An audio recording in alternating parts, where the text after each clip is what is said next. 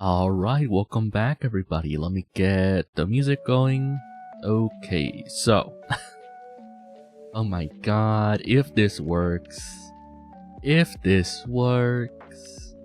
be so good. The walls, I hear it breathing. As I look around the room, I can hear a faint beating of the heart. What are you, Edgar Allan Poe? What are you... what did you do? Why is there a heart under the floorboards? What have you done? Why did you do that? Well, anyway, welcome Homeless Santa. Hopefully you're doing good. Man, this feels so weird. Not having a bunch of stuff to modify for Twitch. Twitch is a lot more of a hassle than YouTube. But yes, also, you'll notice the starting tune screen didn't last like 10 minutes. That's also because I'm not streaming on Twitch. Okay, so I got ahead of myself once again. Welcome back, everybody. Hope y'all have been good. Happy Friday. It's Heckin' Friday. This is gonna be kind of a test stream. You know, we do those every now and then. We do some testing streams. And what I'm gonna be testing is if I give my full attention, my full bandwidth, my full internet to only YouTube, will it not stutter throughout the stream? Will it stop stuttering, rather? Because... I don't know. YouTube just does weird things. And so, if I find out it's not really a network thing, it's just YouTube being YouTube, then so be it. Yeah, my guy just read Edgar Allan Poe. Well, good luck with the rest of them.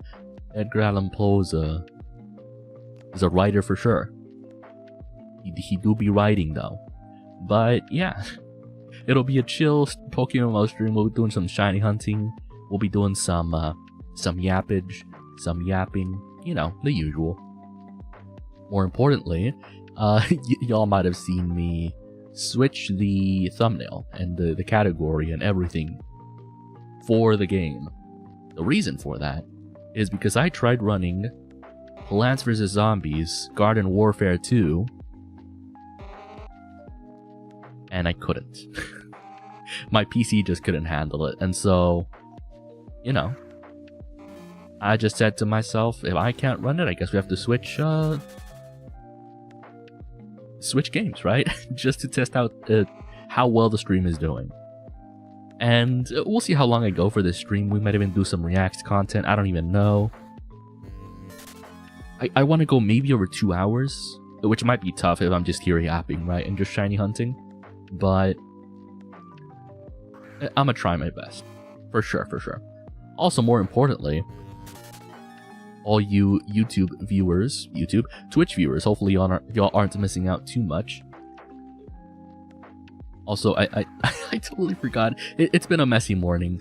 Here's y'all's daily reminder that you were loved and deserve all the respect. And yeah, hopefully y'all have been good. It is finally the end of the week. We can relax soon.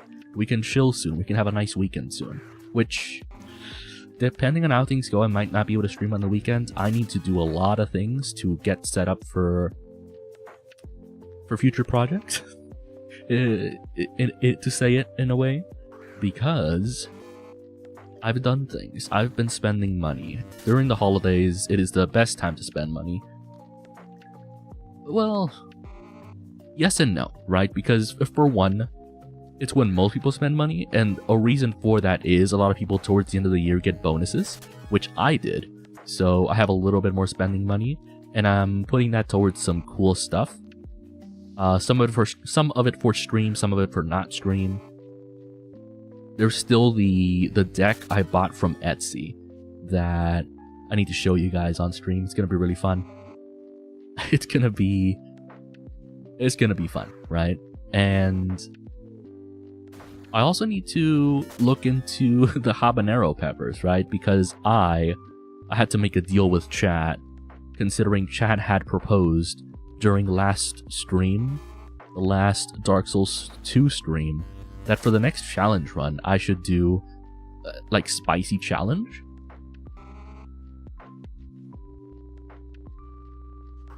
And, I looked into it, right? And they did mention the Hot Ones Hot Sauce Challenge or whatever, but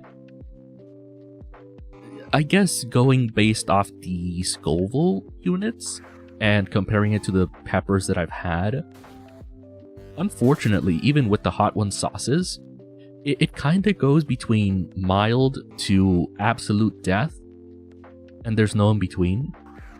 Like, the jump in difficulty between mild and death is quite abrupt, and that happens to be the case with a lot of hot sauces that I found online, where most hot sauces obviously are meant to be,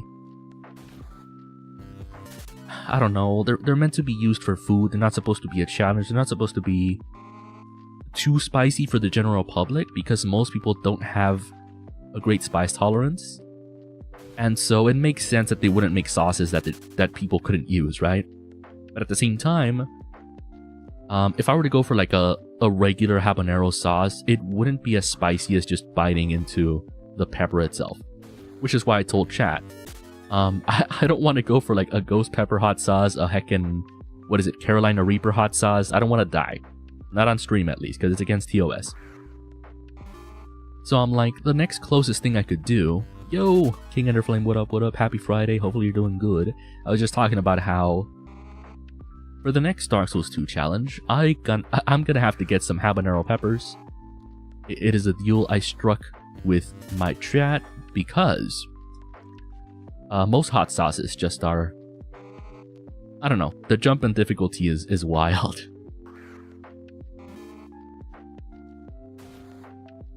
For sure. And so my spice tolerance is kind of okay, you know. I grew up eating spicy chips, and you would think, oh, doesn't mean anything, right? But some people don't even do that. And then aside from that, as I've gotten used to different kinds of foods, I've learned to appreciate some spiciness. And yeah, so I'm kind of confident in my spice tolerance, but not confident enough to go straight for a Carolina Reaper or a ghost pepper. So I think habanero pepper should be like good enough to make me, you know, suffer on stream, but not enough to have me die, which is ideal. Because as I mentioned, if I just went for like habanero hot sauce, most of that stuff is just not hot enough. Like, yeah, it's gonna be spicy, but it's just not enough, you know? And I'd much rather do, like, I don't know, eat a whole pepper every 50 deaths. That wouldn't be too bad. It would be a mild amount of suffering. A decent amount of suffering, right? Oh, right, I used to do that. I forgot. Whoa, hold on, I might still be able to do that. So, a while ago, a long time ago, I had these little candy pebbles that I bought that I didn't actually go through with eating a lot of them. I used to do a shiny hunt challenge where for every 1k encounters that I went with for the shiny hunts, so like every 1,000 encounters, every 1,000 Pokemon that wasn't a shiny, I would eat one of the spicy pebbles, and it was really spicy.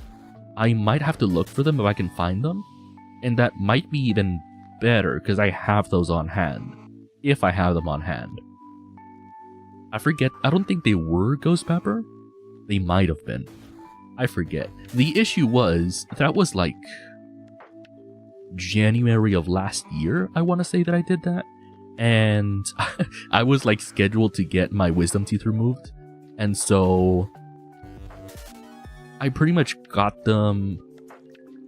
I ordered them before the surgery and they got to me after the surgery. So I kind of had a good reason to wuss out, right? And not eat super spicy things while my gums were healing. So I didn't really go through with it, but that might be a better option if I remember where I put them. If they're still good, as a matter of fact, because I don't know if they do go bad. I love how my tab still says Zombo game. Does it? Oh, I could have sworn I changed the title. Also, welcome, Honor Productions. What up, what up? But yeah. So right now, I am only streaming to YouTube, so there should be zero stuttering. Granted, we have to do a little bit of a longer stream to figure out if that remains, if that stays the case. But we'll see, you know?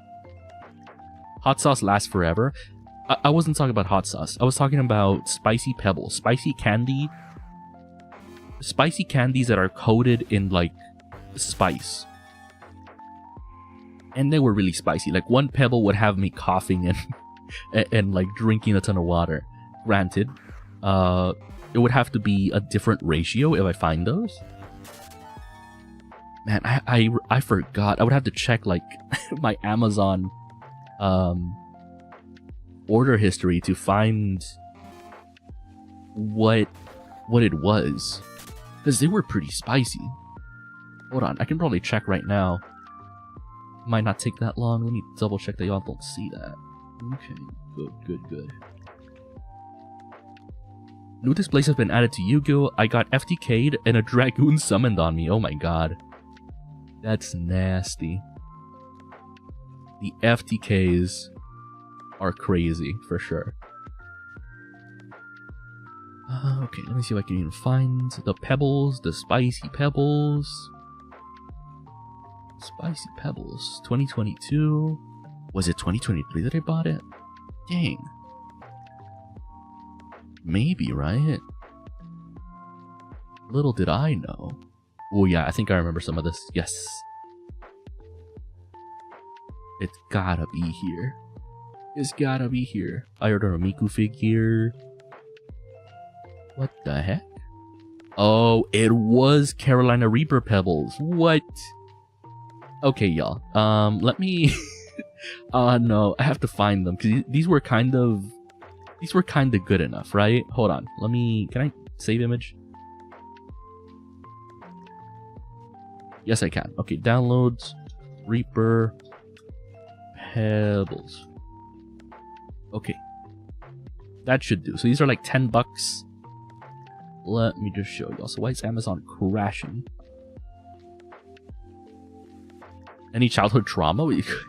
If I did have childhood trauma, I wouldn't be telling you guys about it. What the fuck? What the fuck? Chateau's a shiny hunting. I'm thinking about books. You're right. You're right. New Trickstar cards? Yeah. I still need to build All-Star Guys. I'm poor. It'd be like that. Okay, yeah. Let me see if I can add the image. Pebbles. Browse. Downloads. Where is it? This right here. Carolina Reaper Pebbles. And they're candies, right? So there is a little bit of sweetness to them, but I promise you, they are very spicy. And if I can find them, because I know I have them still, from like last year, if I can find them, then we can do this instead. And I'm sure it'll be a good replacement for biting into an entire pepper.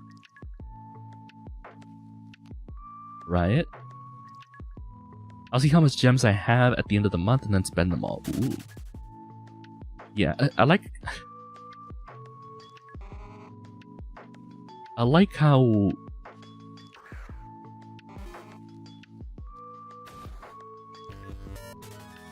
is that the VAT 19? What even is a VAT 19? What do you mean a VAT 19? Sorry, I lost my train of thought. Oh yeah, I like how I said I wasn't going to spend all my gems, or I was going to save up, and then I immediately built Pirelli and just didn't save my gems. I don't regret it though, Pirelli's pretty fun. Pirelli is pretty fun. Generally, I like decks that have the option to OTK, like given the opportunity. Like, essentially, if my opponent passes with a couple monsters on the field under 2k attack, most of my decks can OTK. Well, Sky Strikers might struggle a little, but Sky Strikers have a line to OTK. They have a way to OTK. Pirelli as well. Pirelli as well. Though Pirelli's a little more complicated, but once I learned the line to OTK with Pirelli, it was super fun. I really enjoy Pirelli. I might have to look into like Mech Knight Crusadia, because it is kind of a go second deck. It is purely a go second deck. And it's very similar to Mikanko, where if you don't go second, you're kind of cooked. If you don't go second, you're kind of cooked, right?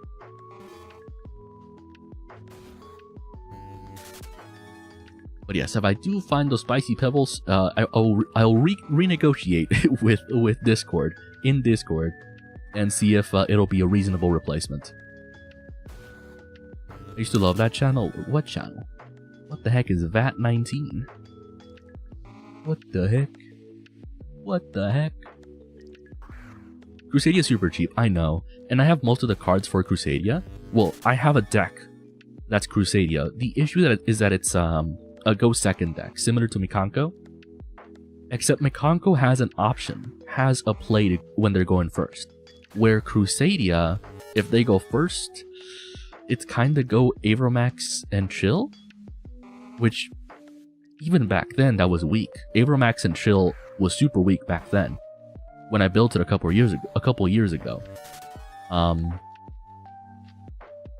It's even worse now, I think, because that really is the only end board for going first for Crusadia, where going second Crusadia is insane. Going second Crusadia, pretty much guaranteed OTK for the most part. VAT19 channel, which sells the Pebble things. What? What Pebble things? What are you talking about? What Pebbles?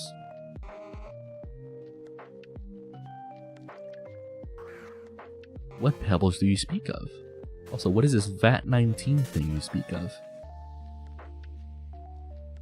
And the world's largest spicy gummy worm. Huh. Well, I'm not gonna say I doubt that it's the same thing, but the company that I got the Pebbles from is called Sonoran Spice Company. I don't know if they're related, but you know, I would not be able to do like the spicy gummy worm.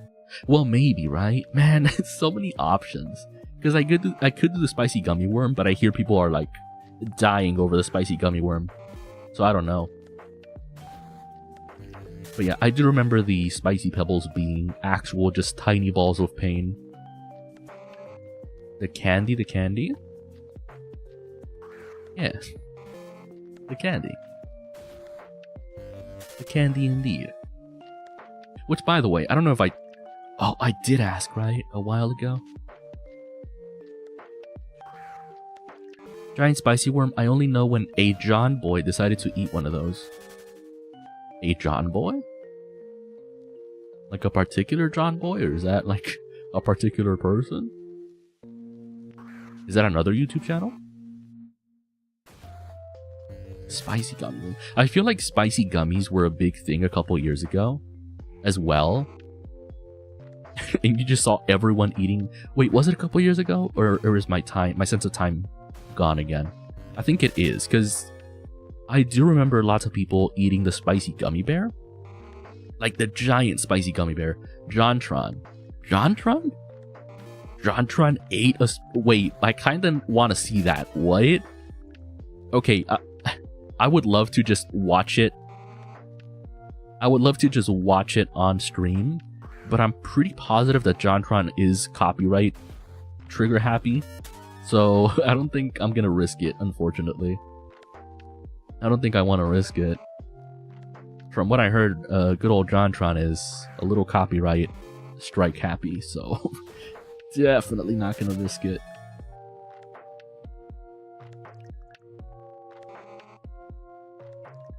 Maybe that's what we see, right? It wasn't his I bought dumb stuff video. Really? Well, that's even worse. If it's a video he produced, then I think he's even more trigger happy on the copyright. Because I think I remember seeing that some people wanted to react to JonTron stuff, or like... yeah, I think it was a JonTron documentary about... What was it? The ranch where they had actual children just kind of surviving on their own. Something like that. And he interviewed the guy that was in the show, and people were trying to react to that, and they got in trouble. Well, not in trouble, but they got copyright, which I guess is a big deal. A big enough deal to be a thing, right? To avoid those videos.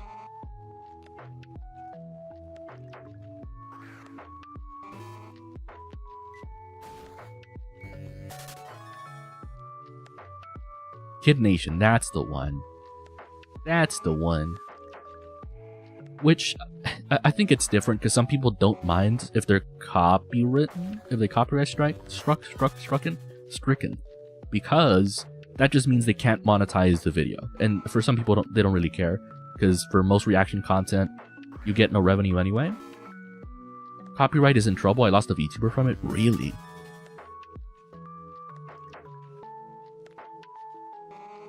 Because there's...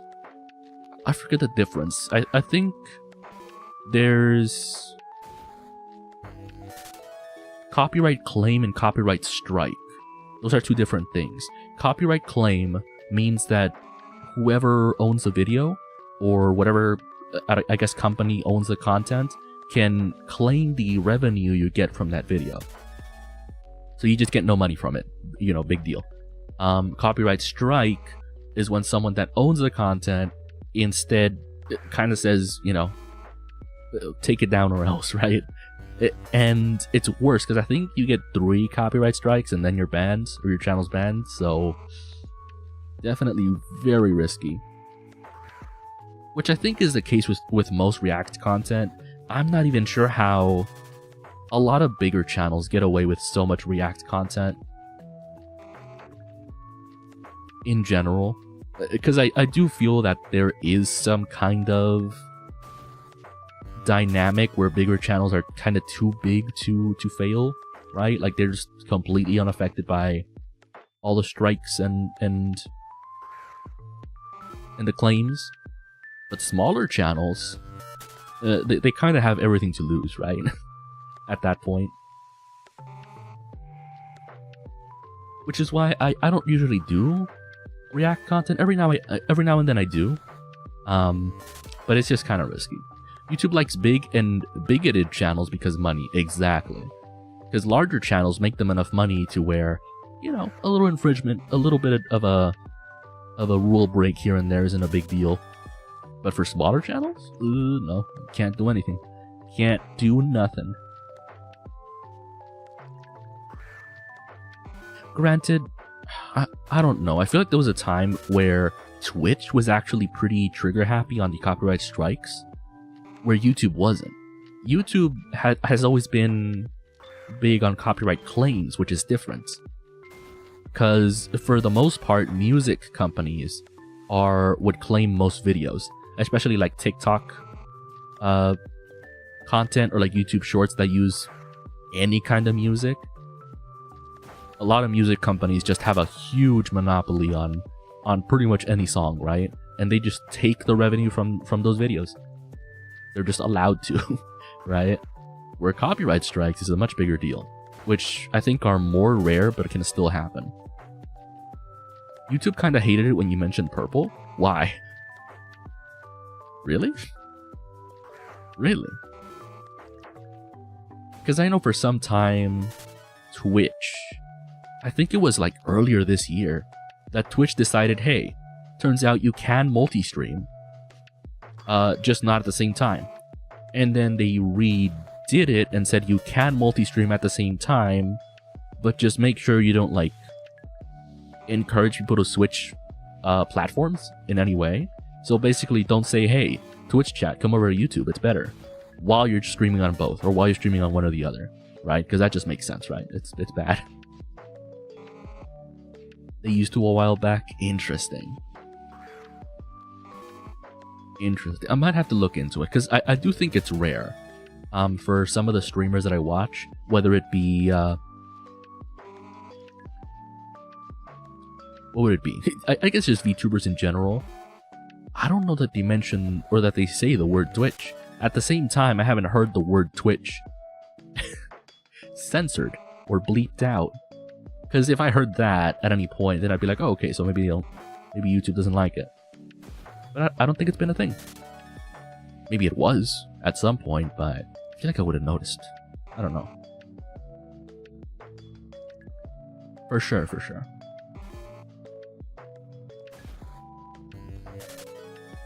Yo, Mega Eevee, what up, what up? Happy Friday, hope you're doing good. Happy Friday, we're doing a little bit of shiny hunting, a little bit of yappage. Also, this is a test stream. I don't know if you saw in the Discord, but This is a YouTube only stream, so. Got Snowman Avatar for some reason, by the way. The newest Trickstar card is also Marincess support for some reason. Ooh, even more incentive to build Marincess. Well, I'm kind of broke, but I can maybe build Marincess. I think I need like 16 not URs. I need like 16 SRs to build Marincess. Also, Mega Eevee. I have a proposition now that you're here. So, a while ago, so this is related to the spicy challenge for Dark Souls 2. I want to say a year ago, I was doing a lot of shiny hunting as well, and what I was doing is for every 1k encounters of Pokemon that I got without a shiny, I would eat one of these pebbles. Look at this. Also, sorry about the flashbang. Get wrecked, I guess. One of these pebbles. I don't know if you can read it, but it's essentially candy pebbles coated in capsaicin, and it's Carolina Reaper pebbles.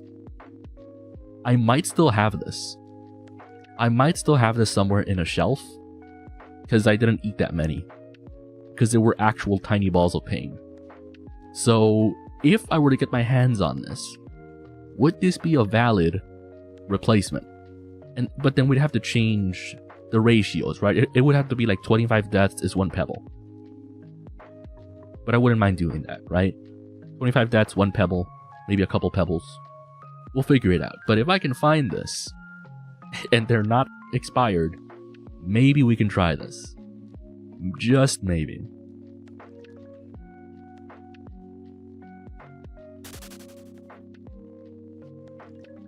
Because, you know, I'm scared.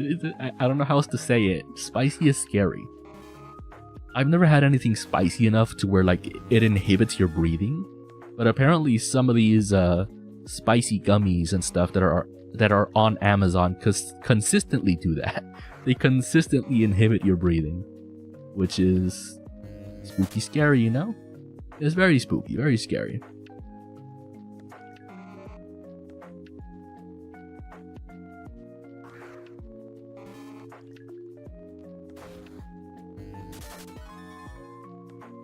But yeah, I guess it's gonna be tough doing the Dark Souls 2 challenge as a sorcerer, which is gonna be probably the next stream. I don't intend to do the chill Dark Souls 2 run with the light sword, the fire long sword. I don't intend to like speedrun it or finish it. I am kind of taking my time and making sure. Yeah, I'm kind of taking my time and making sure that I get all the bosses. So it'll take a while. I'm not, you know, I'm not going to be stuck on that for too long. Dark Souls 2 Hexer. Here's the funny thing. I've done Hexer in my VOD channel. That was like the earliest, the easiest build to go for. But I've done it on stream. And Mega Eevee said I should do a build that I haven't done on stream, or at all, right? So it was either Sorcerer with actual magic, or Miracles, right? And I was definitely not going to do Miracles. 50 deaths, 1 pebble, 100 deaths is a habanero pepper. Here's the thing. I would much rather take a pebble every 25 deaths than do the habanero peppers, because I do think the habanero peppers are spicier, but at the same time, it's a lot of pepper to bite into, where the pebbles are, I guess, easier to consume. You know the tiny pebbles, they're candy, you can crunch into them. So we'll see. But yes, Hexer is pretty easy, in my opinion. Hexer is way too easy. From the builds that I've done, right? For sure. Miracle build is fun in Dark Souls 2 actually once they nerf the lightning. Well, that's the thing. It's so difficult finding miracles early on in the game. And even when you do find some, you get like maybe 5 casts. I forget, you get very few casts on your miracles, and so you're kind of left without ammo.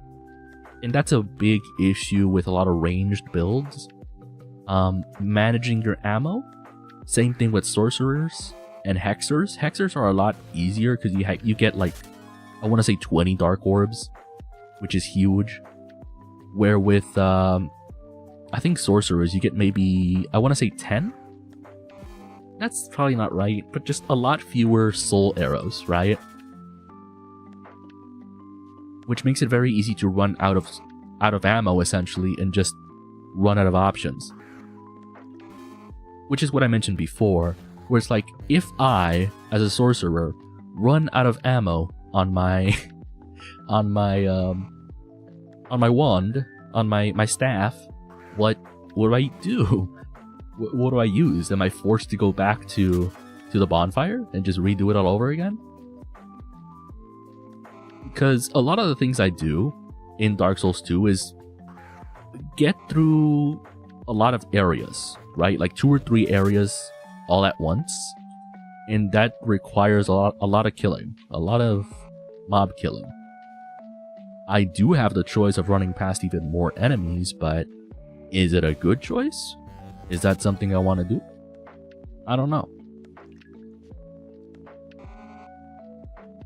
So then we'd have to come up with like a viable secondary weapon for sorcerers. I don't know how it would work. I don't know if maybe I could find a way to enchant a weapon early on. Because that'd be pretty cool, right? A sorcerer that can enchant their weapon with magic. I wouldn't mind that.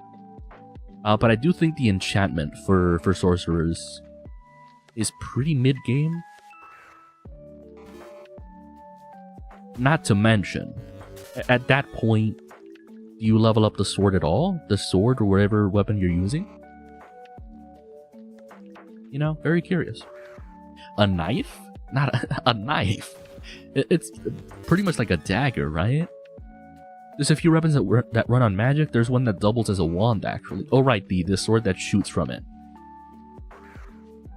But then... okay, here's the thing. What I would have to do, because I know what you're referring to, and that might be a good option. Except, I'm pretty sure to get that sword that also shoots as a wand, it's either a boss weapon or something else. I'd have to do it on a New Game Plus. Which would mean I'd have to do, I don't know, a run that's for magic only. And then on New Game Plus, use that sword, right? And only that way, be able to use a weapon that's also magic. Because that does sound fun, I can't lie, but again, it would have to be New Game Plus.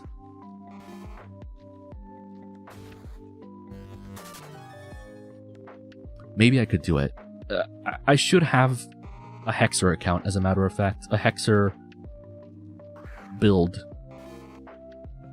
It's a drop from the Shades or 1 red phantom in the Spider Village. Really? I'd have to check. Or farm it. Because I do have a Hexer build. Like on New Game Plus 2 or something. In one of my older runs. One of my older save files. I might be able to use that one. I wouldn't mind. I wouldn't mind. Because with Hexer, I pretty much also level up attunement and have wands and stuff ready to go. So it'd be pretty fun, I think. Bone Fist? Bone Fist. Also, yo, thank you so much for the follow. Skylar Alexander, welcome, welcome. What up, what up? Happy Friday. Hopefully your week has been good. We're talking about Dark Souls 2 while shiny hunting, because there's an upcoming challenge that chat wants me to do, which is for every certain amount of deaths, I eat something spicy. Whether it be spicy candy pebbles, spicy gummy bear, biting into whole habanero peppers, who knows, right? We still have to negotiate that. And by we, I mean me, because I'm scared for my taste buds. But yeah, Bone Fist, isn't Bone Fist a New Game Plus? Not a New Game Plus, a DLC weapon? Because I haven't even gotten to DLC. I have not even touched DLC yet.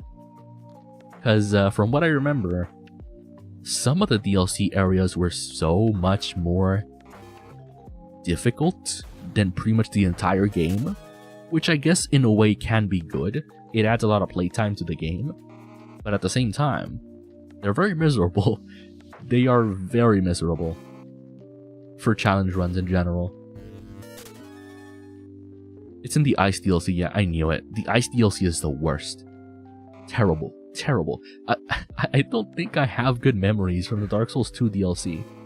I really don't. Not even the bosses. I fought all the bosses at some point. I don't think I liked any of them, I'll be honest. Once again, I loved the Dark Souls 1 DLC.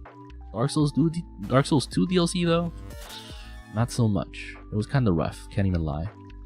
This is a big rough one. You're not gonna like the DLC for 3 then? I haven't even touched Dark Souls 3. Well, I tried it, but I don't know. It wasn't for me. It felt depressing playing Dark Souls 3. And everything felt aimless.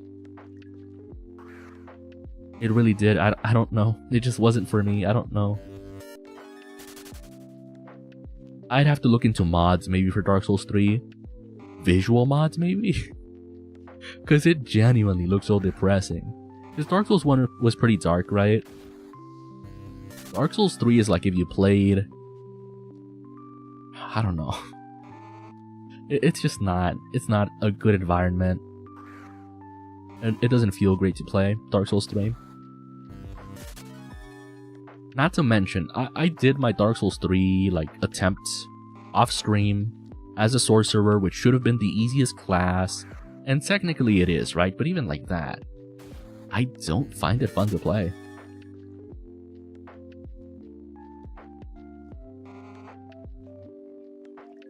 Dark Souls 3 is depressing in lore as well, yeah. So maybe it's meant to be like that. But even then, like, even if it's for lore that it looks depressing and feels depressing, I don't want to play a depressing game. I want to fight stuff, you know? Is that really so much to ask? I don't think it is. Personally, I do not think it is a lot to ask.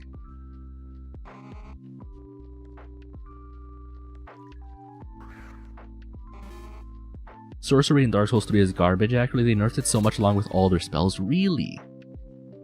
So I must have read something outdated then, because from what I, looked up, I wanted an easy mode build, easy mode run. And I'm like, oh, sorcery turns out pretty easy. Maybe, apparently not. Apparently not. That's wild. That's wild. That's unfortunate then. Maybe I should give it another try then. With a better class, potentially. Another class for sure. I will say, though, it really didn't feel any different from Dark Souls 2 for the other weapons, because I did try some weapons along the way, but I don't know. It just felt the same. Somehow it felt the same, but also worse for some of the other weapons. Like, at best, if I really wanted to have fun, I could go Big Bonk for Dark Souls 3. I don't know if there is options for Big Bonk early on, though. But I wouldn't mind going for a full strength build. It can be decent, but you need to glass cannon mostly. See, I don't like that. Like, glass cannon, sure, but I want to do Big Bonk. It has to be Big Bonk. It has to be big damage, and just big damage, right? The last run I did was Miracles, so I will never play 3 probably? Really? That's crazy.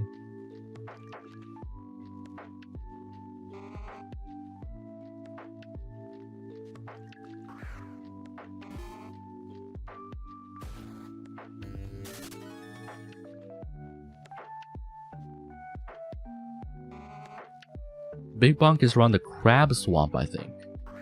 Crab Swamp? I don't remember a Crab Swamp, what the heck? Oh wait, maybe I do. Oh, like the swamp with all the tar, where it's so hard to roll around? I spent so much time in that area. I really did. Yeah, wait, what? Whoa. That... Huh? My memories are getting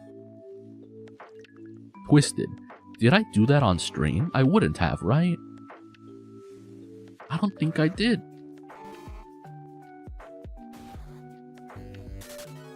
Or am I misremembering? No, I don't think that was Dark Souls 1. That was Dark Souls 3 for sure. The funny thing is Dark Souls 3 was my first Souls game. I think that was the case with a lot of people, because most people said, oh, it's either Dark Souls 1 or Dark Souls 3, that's what you start with.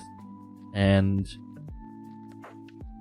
it was either Dark Souls 1 or Dark Souls 3, which I get it now. Like, I love Dark Souls 2, but I wouldn't recommend it to anyone as a starter game, because it is really, really, really not beginner friendly. Like, it is not okay how punishing it is, and how for a combat heavy game it has you basically walking on eggshells to make progress. A great example is the Iron Keep. Funny enough, they supposedly made improvements to the Iron Keep in Scholar of the First Sin. I would disagree.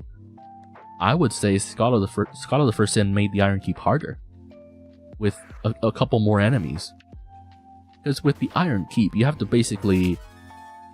Because, you can't go through the doors, because there's an invasion. So you have to do the invasion. You open the doors. There's like 4 guys that if you ignore, they'll just run after you forever.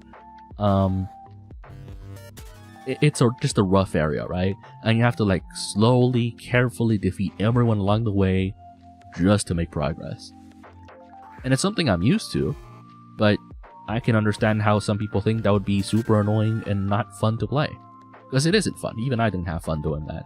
It's very tedious, but you know, I'm just used to it. I went in reverse, actually. I played 1 last, and I wouldn't say 3's beginner friendly either.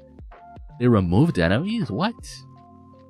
No way. I don't remember it OG Dark Souls 2 being that difficult for the Iron Keep. More importantly, no, I don't think that's the case, because I don't remember invasions being a thing in OG Dark Souls 2. I'll be lurking on playing Bioshock 2. Much love. Yo, Soundbite, good luck with Bioshock 2. Hopefully you enjoy. If all goes well, maybe I'll go back to Bioshock 1. Yeah. But thank you for the lurk. Have a good one. But yeah, no, I really remember OG Dark Souls 2 being not as difficult to do the Iron Keep. And I know that because I used to rush the area. Now you can't rush it. There is simply no way to rush it. Not, well,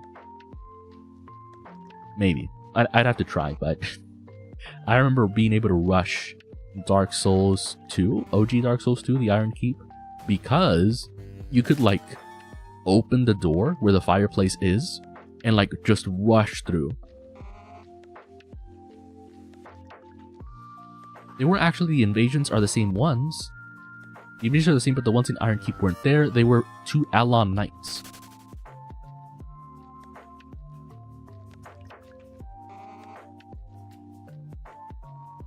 But the ones in the front of Iron Keep weren't there. Where were the invasions then?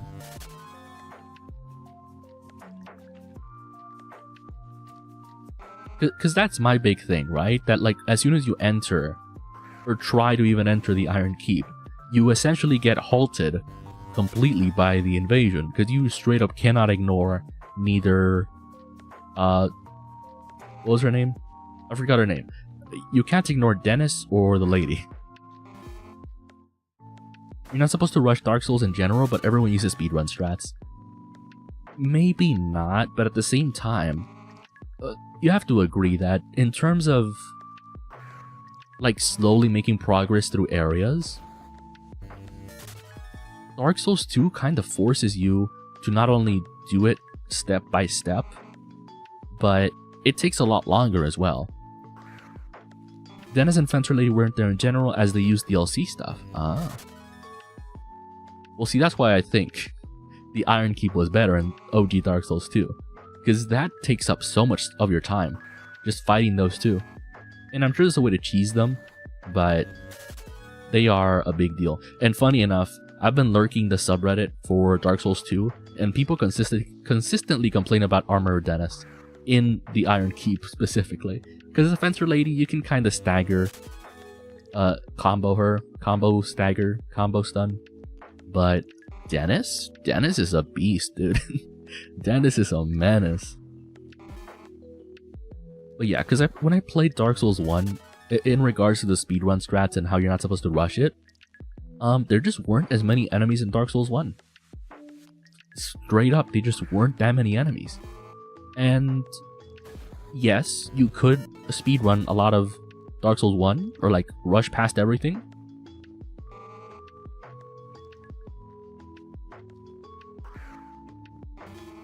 But I don't know, even if you chose to fight everything in Dark Souls 1, there were just so fewer enemies. You said you had small habaneros? No, I'd have to get my hands on habaneros. Granted, I'd also have to find some small ones, because I don't know, I know habaneros can be larger. I'd have to get some bite-sized ones. The house from New Londo would like to second that opinion. New Londo. Oh, also, I think there's some stuff I missed in Dark Souls 1. Like, funny enough, I think I missed the entirety of Gwendolyn. Because I think I met Gwendolyn, but then didn't fight her? I forgot. There was something I didn't do about the golden doors, I think. Something like that. Something about the golden doors. I forget. But yes, there was definitely some things that I missed in Dark Souls 1. The ghost house with 24 ghosts in it. Oh. Ooh, okay. Okay, maybe not the ghost house. Or I don't know if we're talking about the same thing. But yes, the ghosts were super frustrating in Dark Souls 1. Mainly because it could hit you from under where you were standing, right? And you couldn't hit them. There was no chance of you hitting them through the floor. But they could hit you through the floor. So it was a lot, you know? So that is a section where Dark Souls 1 was just a lot worse. But then again, I do feel that Dark Souls 1 had less areas that were super frustrating, where Dark Souls 2 has plenty. If I were to count, Dark Souls 2 has Shrine of Amana, is the big one. Iron Keep, huge. The poison area could be a big deal if you actually try to stay there for a long time and explore. The one right before the poison area, the heckin' the platforming. I forgot. The platforming area where you have to like use a torch or you're pretty much blindfolded. The 3 DLCs. The 3 DLC areas. All terrible. All horrible. Where Dark Souls 1, I actually, you know, nothing was too frustrating, realistically.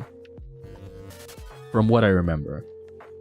As a matter of fact, if I could, I would replay the DLC for Dark Souls 1. I probably could, but... And... maybe I just like Dark Souls 1 better. Maybe that's what I'm trying to say. But yes, I did forget Gwendolyn somehow. Because I remember putting a lot of time into backtracking and making sure I didn't miss anything, but it just didn't make a difference. I missed some things apparently. Did you know that they gave Shadow the Hedgehog in Sonic Movie 3 a pew pew? Really? Well, that kind of makes sense. Isn't there a Shadow game where he has a gun? I think that's just a thing.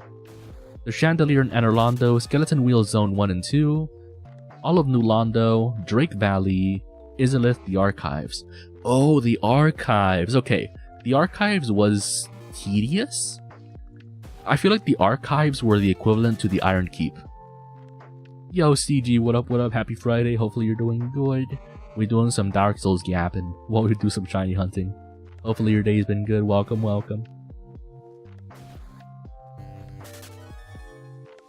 Also, the skeleton zones in Dark Souls 1 weren't that big of a deal. Not for me, at least. I was really good at rolling.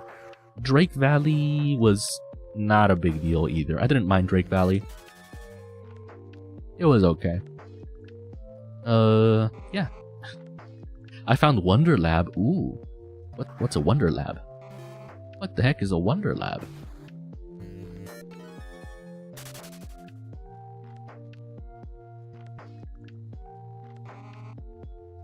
I'm curious now. Also, I don't think I've ever been a fan of Sonic games, because I remember playing Sonic 06 for a while, and just didn't really enjoy it, because it was a super broken game. Blighttown the intended way. Blighttown.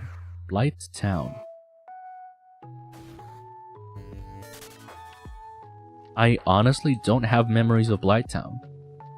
I'm sure if I look back, I will remember. Blighttown. Okay, remind me, is Blighttown the one before you fight the spider lady? The lava spider lady? Because if that's the case, then yeah, that one was time consuming but not frustrating. It was just like,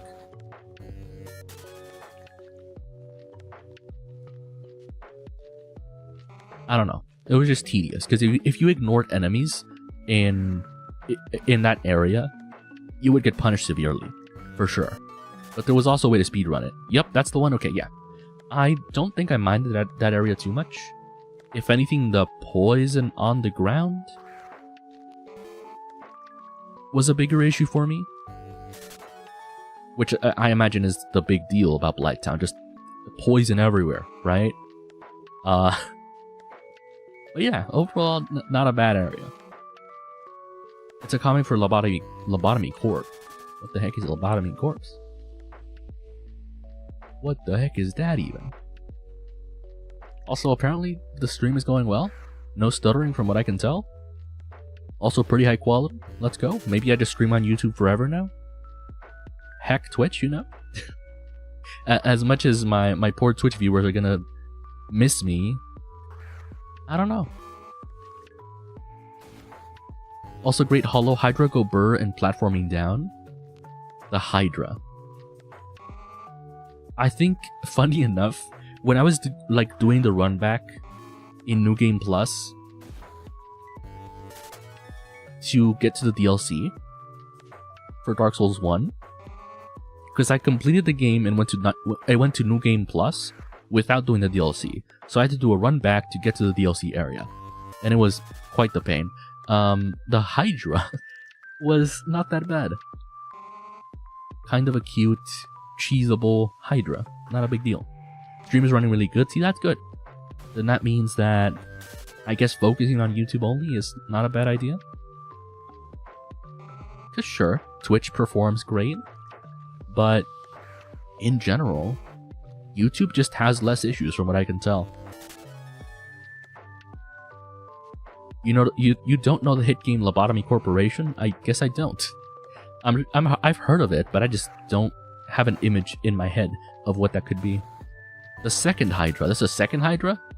What do you mean this is a second Hydra? Second Hydra?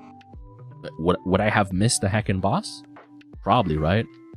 Stream is running good. Let's go. Stream is going great. That's good to hear. But then again, we're not even, what, an hour in? We're not even an hour in, so... Which, that was weird for the Dark Souls stream. It was running beautifully for like the first hour and a half, I want to say. Then we got to Iron Keep and it started stuttering a little bit, which I found strange. I don't know why that's the case, but I think I did fix it during that stream, right? And now we're going to be experimenting a little on YouTube just to make sure that, for the most part, we just don't have any issues. The hidden area in Blighttown where you go down into the world and can find an ancient dragon.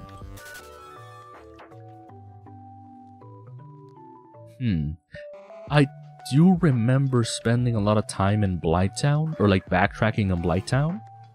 I don't think I found the secret of the second Hydra. I'd have to look. It's in the VOD channel though, I think. The Dark Souls 1 streams. Yeah, I'm pretty sure the Dark Souls 1 streams are all on the VOD channel. Which luckily they're pretty good quality. By then I kind of had most of my stuff together, you know? My audio was decent. The stuttering wasn't a thing because I was only streaming to Twitch. You should play Lobotomy Corp. What even is it? What is it though? It's behind two hidden walls is the issue. Ah. I'm eating, so how's it going with everyone? We are Bing chilling. We're still talking about Dark Souls. We are discussing Uh, just Dark Souls challenges in general, and what Dark Souls game we like. And so far, the discussion is at Dark Souls 1, because I might be realizing I enjoyed Dark Souls 1 a lot more than I enjoyed Dark Souls 2. Because I like Dark Souls 2 because I know the game pretty well, but it's pretty much an untapped, untapped territory? It's a management sim? Ooh, maybe. Maybe. Depending on what the game is like, that doesn't sound too bad. Let me look it up actually. Lobotomy Corporation. Lobotomy Corporation. Huh. There's an anime girl on it. There's an anime girl on it. Oh, it doesn't look good though. Oh, it doesn't look good though, does it? No, it does not. It looks clunky and janky. I don't know. I don't know.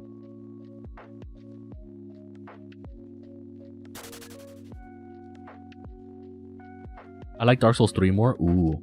Yeah, no, I couldn't get into Dark Souls 3. Army Productions was telling me that sorcery was super nerfed for Dark Souls 3, which is the class I went for. Because from what I read, I must have read outdated information, sorcery was supposed to be broken for Dark Souls 3, and I basically wanted an easy mode run. So, it turns out I accidentally chose the hardest path, which might be a reason why I didn't enjoy it as much. Maybe play Dark Souls 2 challenge run, don't steal my Wheel of Weapons yet to be played. You know, there's some pretty cool weapons in Dark Souls 1 though. Because like, I feel like I'm super close to finishing like every challenge I could for Dark Souls 2. Well, that's a lie, right? I could do a no-hit, no-death run, but that would take forever. I don't think y'all would want to watch me be super careful throughout the whole game. But I don't know. It's honestly the worst class. No! I was lied to. The internet lied to me. How could they? How could the internet spread misinformation? Did you know that Mario and a dragon in Elder Scrolls have the same voice actor? I believe it. Voice actors in general, like once they get big roles, they're just in the industry now. You know, like once they land a big role, suddenly they're like, oh, you're in the next 10 games now. Dark Souls 1 challenge run is what I meant. Ooh. Yeah, I'd have to look into it though, because I remember I had to download like, what would it be? I remember I had to download a thing to make the game run better, because it was unoptimized.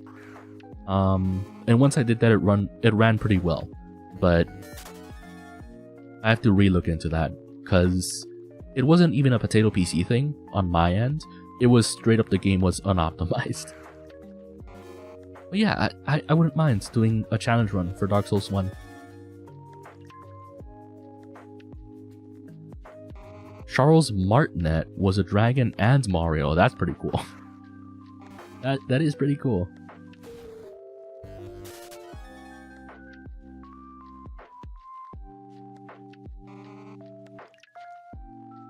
You know, it's interesting. It is interesting that some voice actors sometimes get like smaller roles.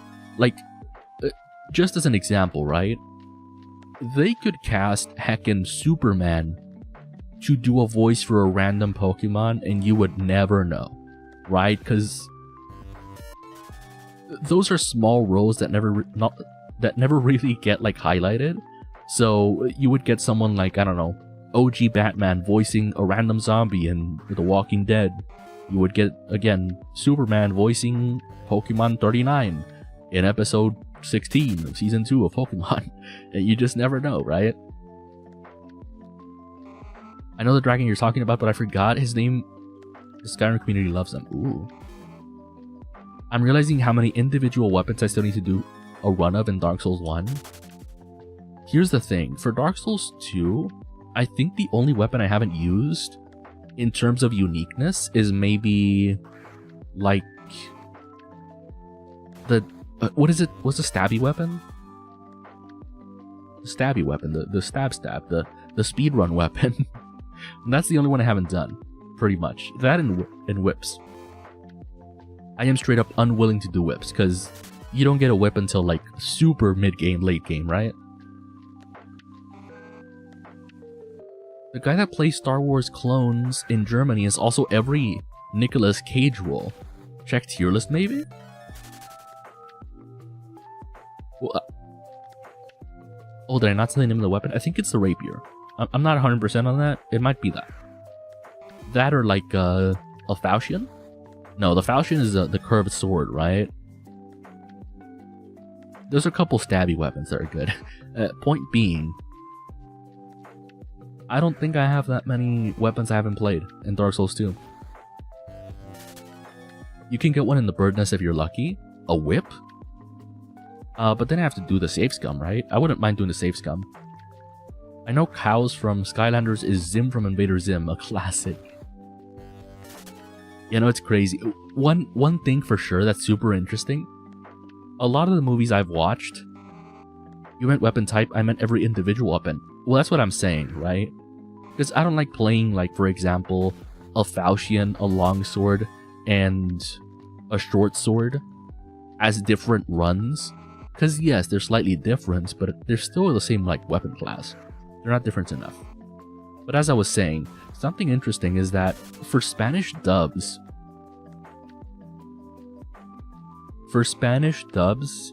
they actually have, like, people that are dedicated dubbers for particular celebrities. So for example, you would have to look up the Spanish dub for Dwayne "The Rock" Johnson, and for Jason Statham, for example, Nicolas Cage. They all have one dude that voices them in every single movie for the Spanish dub. Because pretty much every movie I've seen, I've watched in Spanish, mainly as the main thing, as a dub, a Spanish dub, a Spanish rerun. And so it's always weird to me when I hear their English voices, because I'm just not used to it. I'm used to their Spanish voices. I am absolutely more used to the Dwayne "The Rock." We can look it up. Hold on. We can look it up so I can give you an idea of what the heck I'm talking about. What was the movie Dwayne did? The Babysitter, right? The Babysitter. The Rock Spanish dub? Well, okay, I'm not getting what I need. Oh no. What the heck?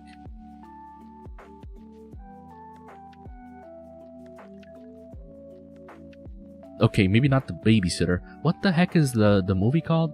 Maybe it wasn't The Rock that did that movie. Was it? The B movie is also...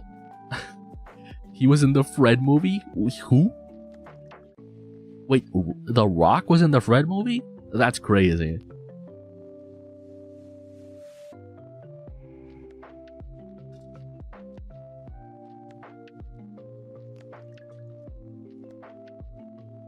Oh, it's called The Pacifier. Wait, never mind. Never mind. And it's the wrong guy as well. Hold on. It's the wrong guy as well. It's it's Vin Diesel. That's the one. Vin Diesel. Here we go. Here we go. Sorry. Vin Diesel. Pacifier. Spanish dub. Oh no. Is there even a clip of it? No, I don't think there is. YouTube, you have failed me. Vin Diesel, no. There's nothing. What? Man, YouTube saying I'm lying. The Rock plays Fred's dad. Mark Hamill was in a random Wolverine game. Crazy.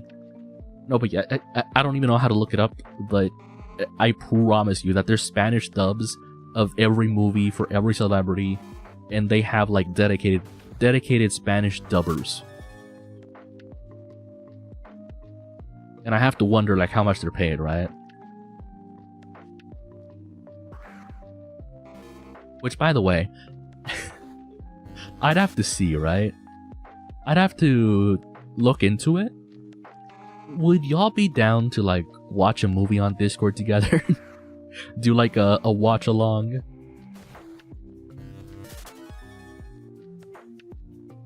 Because, just as an example, right? I've never watched the Fred movie. Not a single one. I heard a lot about it. Not good things, but I did hear a lot about it. Maybe we could do that. Maybe we could do that. Not to mention, my internet now, I think, is good enough to be a host for that. To be the host. So yeah, maybe we can do that. What movie? I don't know. Don't have the Discord, so I don't... What? Army Productions? Why are you not in the Discord? I thought you were in here. Hold on, let me get you an invite. What do you mean you don't got the Discord? Yeah, that'll do. The Annoying Orange TV show? I refuse to believe that's a thing. What do you mean there was a TV show for The Annoying Orange? Didn't they have enough episodes on YouTube? Well, okay, they had enough episodes on YouTube to be a TV show, but I don't remember a movie from The Annoying Orange. But yeah, feel free to join the Discord. I'd be down to do some like movie nights. Maybe we can even watch anime together. It's because of the trauma. I don't use Discord in general. I appreciate the offer though. Okay, all good. I understand our productions. All good, all good.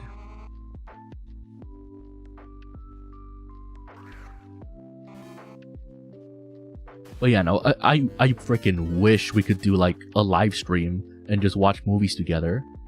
I do know people do watch-alongs where they just have a timer at the bottom for the movie. And essentially, you have people watch on their own. So it's technically like watching together, except you're all watching on your own devices, right? Which is both a little different and also not the same, you know? But yeah, I wouldn't know. Like, we would need to find a fun movie to watch. Maybe we could even watch some animes in the Discord. Some cute, fluffy, wholesome anime, right? That wouldn't be too bad. Well, if my website works, you can watch copyright-free stuff. I recently watched Night of the Living Dead on someone's stream on Halloween. Really? I'd have to look into, like, what is copyright-free, for sure. Because, for example, just as an example, there are free movies on YouTube. Well, they're free with ads, right? But if you have ad blocker, you know, pretty much free. We could try some of those. Some of those are pretty decent. There's a big category. There's so many movies on YouTube that are free. I used to watch a lot of them when I used to donate plasma, because it's like an hour-long process. Well, not usually. Depending on the days that you go donate plasma, it could be like 20 minutes, 30 minutes, 45 minutes. It really depends. It also depends on what you ate the day before, if you're hydrated enough, if you're too hydrated. It's a whole thing, right? And so I used to watch movies, the free movies on YouTube, and they were pretty decent. Who remembers the Fred crossover with Annoying Orange? No, I don't think I could handle that, I'll be honest. They were both way too much back then, and they are way too much now. Which, by the way, how's Fred doing? I got arrested on Discord for putting my honest opinion on a character I don't like, the dude from Spy Family. Which dude from Spy Family? The main guy? The main dude? What's his name? You are copyright nothing. Ew. I am copyright nothing. I am become nothing, destroyer of all.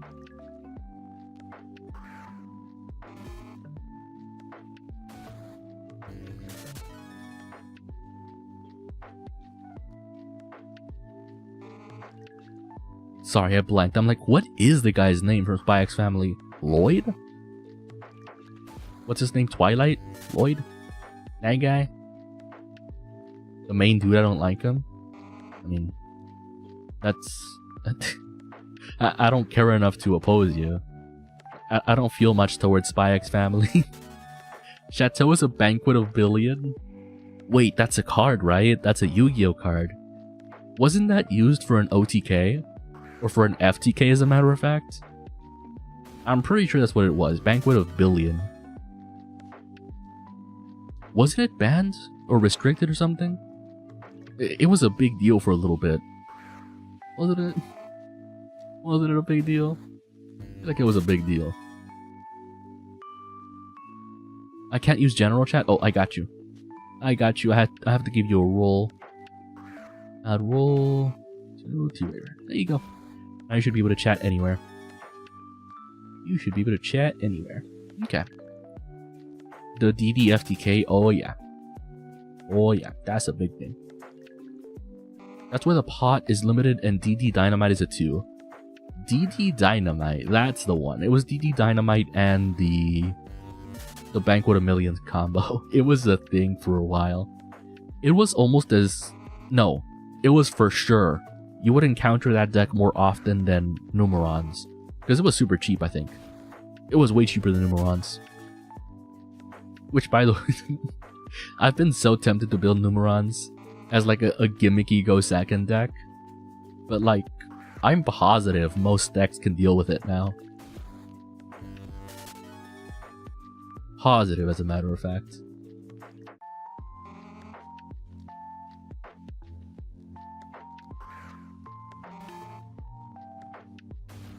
Definitely. Which, I have to wonder if people even play Numerons anymore. Hanawa became a king overnight? What does that mean? Who is Hanawa? Who the heck is Hanawa?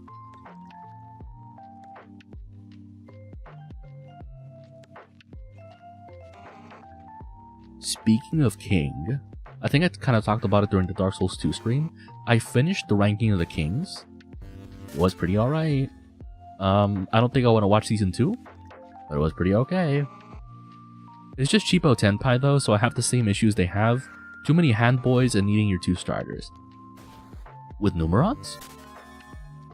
Interesting. Well, I feel like Numerons are pretty persistent, right? Because they have a couple ways of doing their thing. All they need is a field spell, right? So it's just a field spell. And like a few ways to get the field spell? Just a million ways to get the field spell? Which, isn't that also why they banned, what was it, terraforming? There was a spell that got you a field spell to hand, right? Didn't they ban that specifically because of Numeron? That's what I remember. I might be misremembering, but it was a big deal. Numerons were actually a threat in the ladder for a while.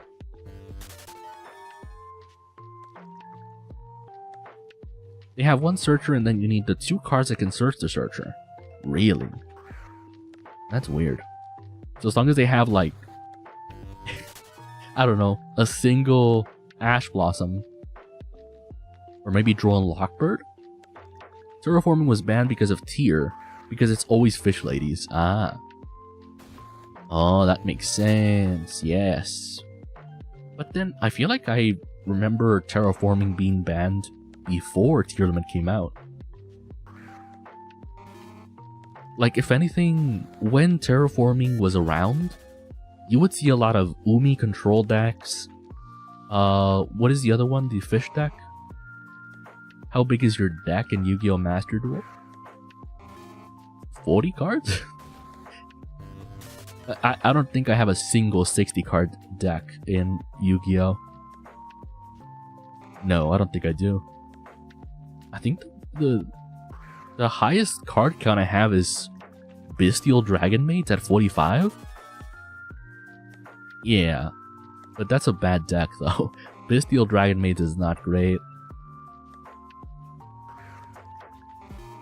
Bestial Dragon Mates is rough. Rough and tough.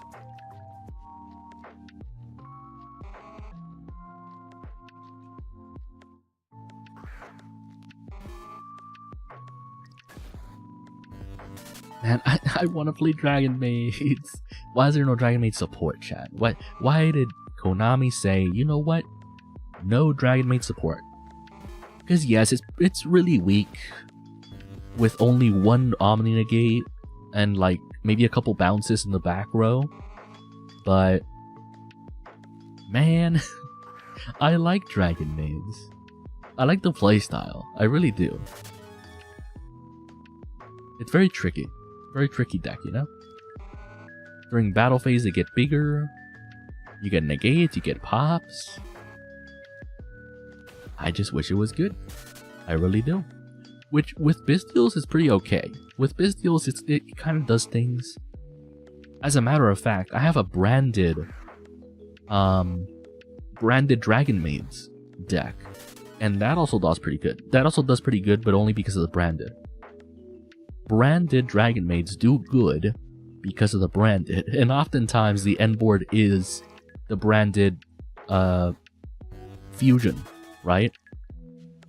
Instead of any Dragon Maid stuff, which makes it pretty much not a Dragon Maid deck. Trickstar support I've waited for months for, Arcana 4 standing behind it, Mermail standing after those, getting line bucko, yeah. Gimmick Puppet looks fun but kind of boring. I'd have to look back, but I think there was a time in Duel Links when like Gimmick Puppets were good because you could steal a monster or something with one of the boss monsters. You could absorb a monster and that was a big deal. Nowadays, that means nothing. Nowadays, plenty of boss monsters are able to just absorb something. For example, Pirelli can absorb. I think Goblin Bikers can absorb. You can try getting the Leo instant win in Gimmick Puppets if you don't want to FTK. Well, isn't that the same thing though? Leo instant win. Because I do remember some people trying that, but it's rare, right? I forget what the conditions are for the Leo win, but it's pretty difficult to get to. Unless I'm misremembering. I can't speak. Misremembering.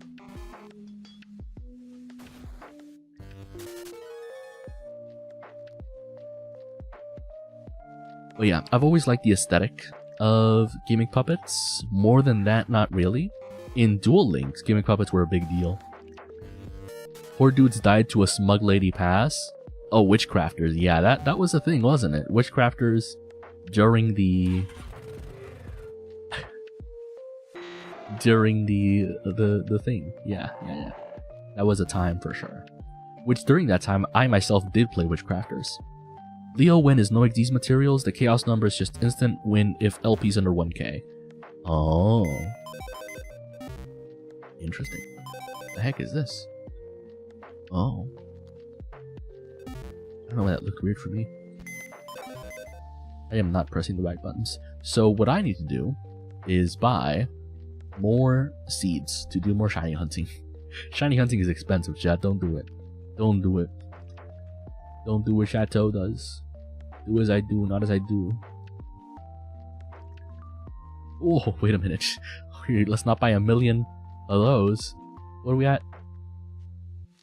Oh, damn, people are buying these out. What the heck? No, hold on. I'm gonna buy a ton. Not 1,000 though. Hold on. Let's say 400. Yes. Right, that should be good for now. One of my first TCG experiences was Gimmick Puppets. That was during Virtual World format pain. That's something else I've wanted to do. But even in a format where Witchcrafters were good, which was in Duel Links, I just didn't like the deck. Because I think it depends on what you mill, right? I've seen Witchcrafters be paired with, what is it? The mill deck. Lightsworn. Lightsworn Witchcrafters. Which sounds very expensive. I can't lie. It sounds extremely expensive. But it sounds interesting at the same time. You know? I don't know. I just like a lot of the Duel Links archetypes that used to be good. So like Dark Lords were really fun back then. I loved Dark Lords. They were good for like a little bit before they were super hard nerfed to where they were unplayable. But I loved Dark Lords in Duel Links. Witchcrafters were pretty fun as well, but same thing. But then again, I think it does depend on what you mill. I played against Pure Witch today with Tears. How is it pure if they play Tears? What the heck? That don't make sense. That don't make sense.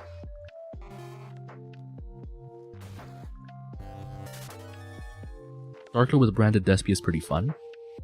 Yeah, but it's interesting because a while ago, I want to say like a year ago, maybe a couple years ago, I used to think Dark Lords were not good, and then someone that played and mained Dark Lords showed me how good they were, and they were pretty dang good. I think they used a couple of engines, but their end board was Dark Lord stuff, and they were actually pretty good. I think they had like 3 negates. Yeah, I think it was even before Sword Soul. And from what I remember, their end board was basically Sword Soul plus a couple Barons. Yeah, it was like 2 Baron de Fleur effects, 2 Omni negates, and then 3 conditional negates. It was like 2 spell and trap negates and 1 monster negate, as well as 2 Omni negates. It was kinda wild. And I might be misremembering completely, but I'm pretty positive it was all Dark Lord stuff. They use Verite and Greater Anaconda to summon Untouchable Lucifer. Ooh. Yeah, that sounds about right. That sounds about right. Man. I miss the days when Adventure Engine barely came out and people were doing Adventure DPE. I still have that deck, by the way. Well, I had. I think I cleaned up my collection. But I had built Adventure DPE. And it was pretty fun, honestly. It was super easy. It was super easy deck. Brain dead as well. But I liked it. I like the Cyber Dragon deck I made. It's 60 cards because I have 3 copies of some cards. Man, I like Cyber Dragons too. They're cute.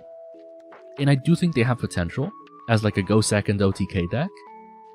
But nowadays, it's rare that you go second and are able to do stuff with Cyber Dragons. I do like that. I'm pretty sure Cyber Dragons have like the White Woman jump scare effect, but on a fusion monster. And it's essentially just... how would I call it? It's basically, if they have an extra deck monster, you can just for free use their material to get your fusion monster onto the field. There is no like activating effects. You just do it. You just do it. Which I think is pretty cool. Adventure Engine is still really enjoyable. I don't know. I feel like it's pretty weak nowadays. Cyber Dragon is getting new cards actually. Ooh. Now I'm tempted to build Cyber Dragons considering they have a structure deck, right? It would be pretty cheap to make them, I'm pretty sure. Not to mention, I like when decks are solved. So like every Cyber Dragon deck I've played against in the ladder is all the exact same cards. Which I don't even mind, because at that point the deck is weak enough to where it needs to be a specific set amount of cards. So similar to like Salamangreat, that use like the same amount of cards pretty much every single time. I like that. I'm still lurking, so I'll still be here. You're good. Thank you for the lurk again. Adventure was always weak, but it was splashable. Right. And so it made it difficult with Adventure when they would like... Oh right, that was the issue. So you would spend resources trying to prevent them from getting Griffin onto the field. And sometimes you wouldn't succeed, sometimes you would succeed. It didn't matter. Griffin and the Adventure Engine was bait 1,000% of the time. And then they could go into like a 2-card combo right after that. Because I'm pretty positive they don't need any summons. Any normal summons for the Adventure Engine to get Griffin onto the field. And that was a big thing back then as well. That you had, I guess, less hand traps. Again, I might be wrong about that, but there was just less hand traps.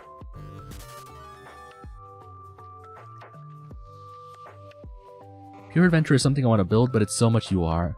I've played against Pure Adventure with DPE. It was an Adventure DPE deck. It was a 60 card deck that they somehow didn't use graveyard stuff for. No Tearlaments, no mill cards, no. Just Pure Adventure with DPE. And they crushed me. I was playing Exo Citrus, I think. They just had enough. They had enough to stop me. Granted, I was a way worse Exo player back then, but still, you know, it still holds up. Adventure DPE is still pretty decent, pretty solid, pretty good, which is wild to me.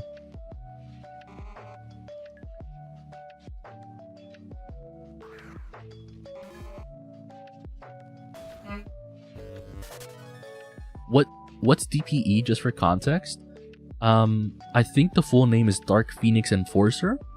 It is a hero card that you can use a single hero for. That's a lie. You put 2 like random, like regular heroes in your deck, and then you use a fusion spell to use those 2 heroes from the deck to make Dark Phoenix Enforcer.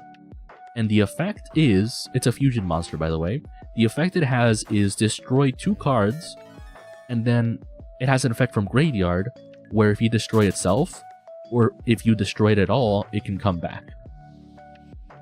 Destroy Phoenix Enforcer, that's the one. That's the one.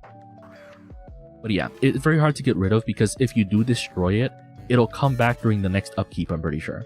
Or during the next end phase. Point is, it comes back. The whole Phoenix thing, Phoenix Rising, it just keeps coming back. Very annoying. And so what you have to do to stop it is negate its effects and then destroy it. And so it's really tough to deal with, essentially, because it has a quick effect, destroy 2 cards. You know, very, very tough to deal with.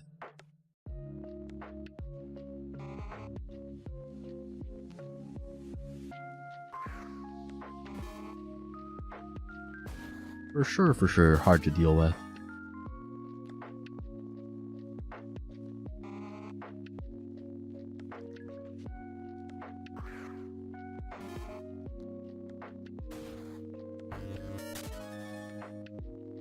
But yeah, no, I would love to, I guess, look into if witchcrafters are even good anymore. Because there's so many decks that just are so power crept to where they need so many other engines to work. One of them is Madolche's, unfortunately. That's why I don't play Madolche's. Because you need Vernislyth and Kashtira for it to do its thing. Destroy Guy, 2 men. Once per turn, destroy Guy and opponent during standby Guy. Exactly. That's the one.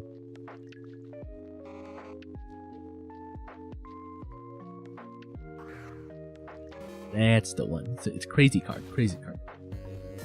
But yeah, no. I can give you a list from today. But like, is it good though? Can it at least get me to Plat 1? Because if it can get me to Plat 1, that's all I could ever ask for. At the same time though, I kinda wanna wait for them to release, what is it? What's the thing called? The new... Heck. What are they called? The new splashable negates. Fiendsmith. I want to wait for them to release Fiendsmith, and then I can decide what's even viable, what's even possible to use. It was in Diamond 5. I don't know. I don't know if that's a good enough thing, right? Because I feel like in Diamond 5, some people stop playing. That's what I would do. If I can get to Plat 1, I would try to get to Diamond 5 and then just chill, right? Farm the Battle Pass maybe, with meme decks. Was it good though? Like, did it hold up? Did it have a bunch of negates? Did it, you know? How tough was it to get around? Fiendsmith is able in any deck with the Link 2. Well, that's what I'm saying. Will it survive that? Because every new release for new things makes rogue decks more difficult to play. So for example, in the Tenpai meta right now, Sky Strikers is close to unplayable. Like, it's just not enough. It really isn't.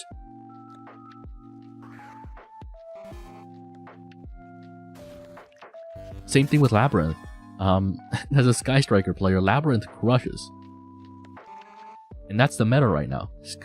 Not Sky Striker. Labyrinth, Tenpai, and I guess stun decks, just specifically anti-Tenpai decks. Which are all pretty hard to deal with, for sure. Not to mention, didn't they... Well, yeah, they just released Dragoon and stuff.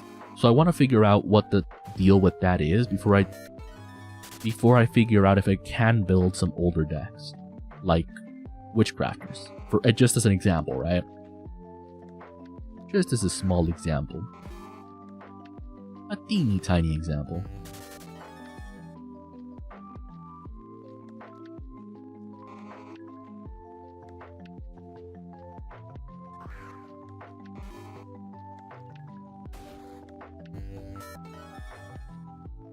Tier, Kashtira, Gimmick Puppet, Illusion. Well, I feel like Kashtira is just out of... I don't have trouble with Kashtira. Pretty much ever.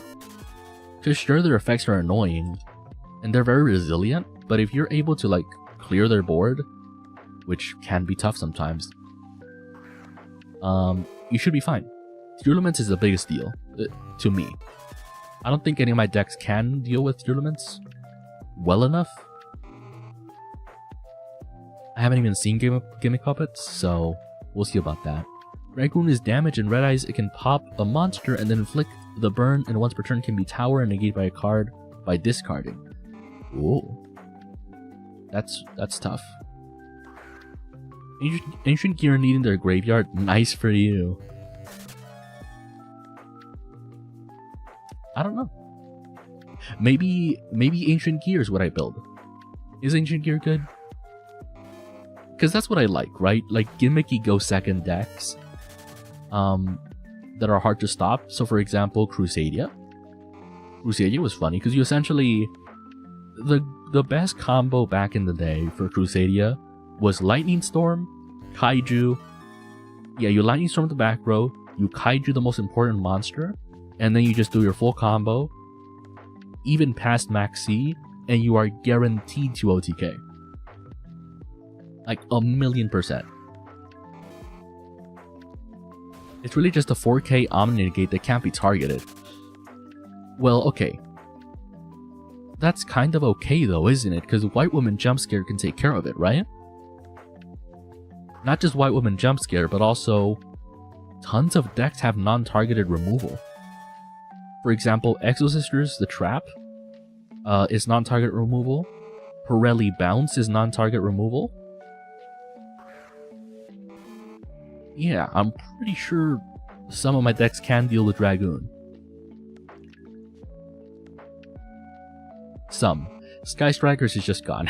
RIP Sky Strikers. I love them, but they are struggling a lot. A lot. They just don't do enough anymore. They really don't.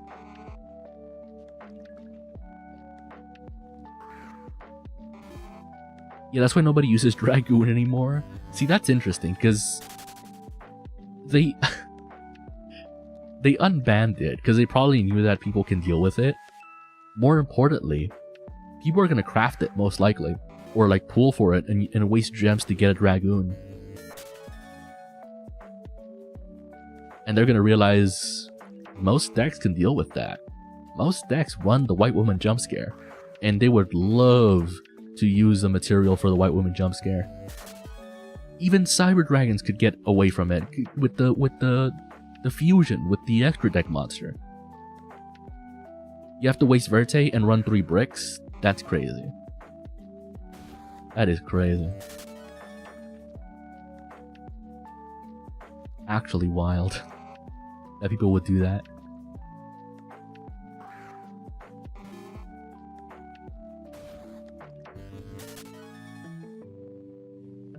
Man, if there's one thing I regret a while back, is falling for Predaplants. The Predaplants bait.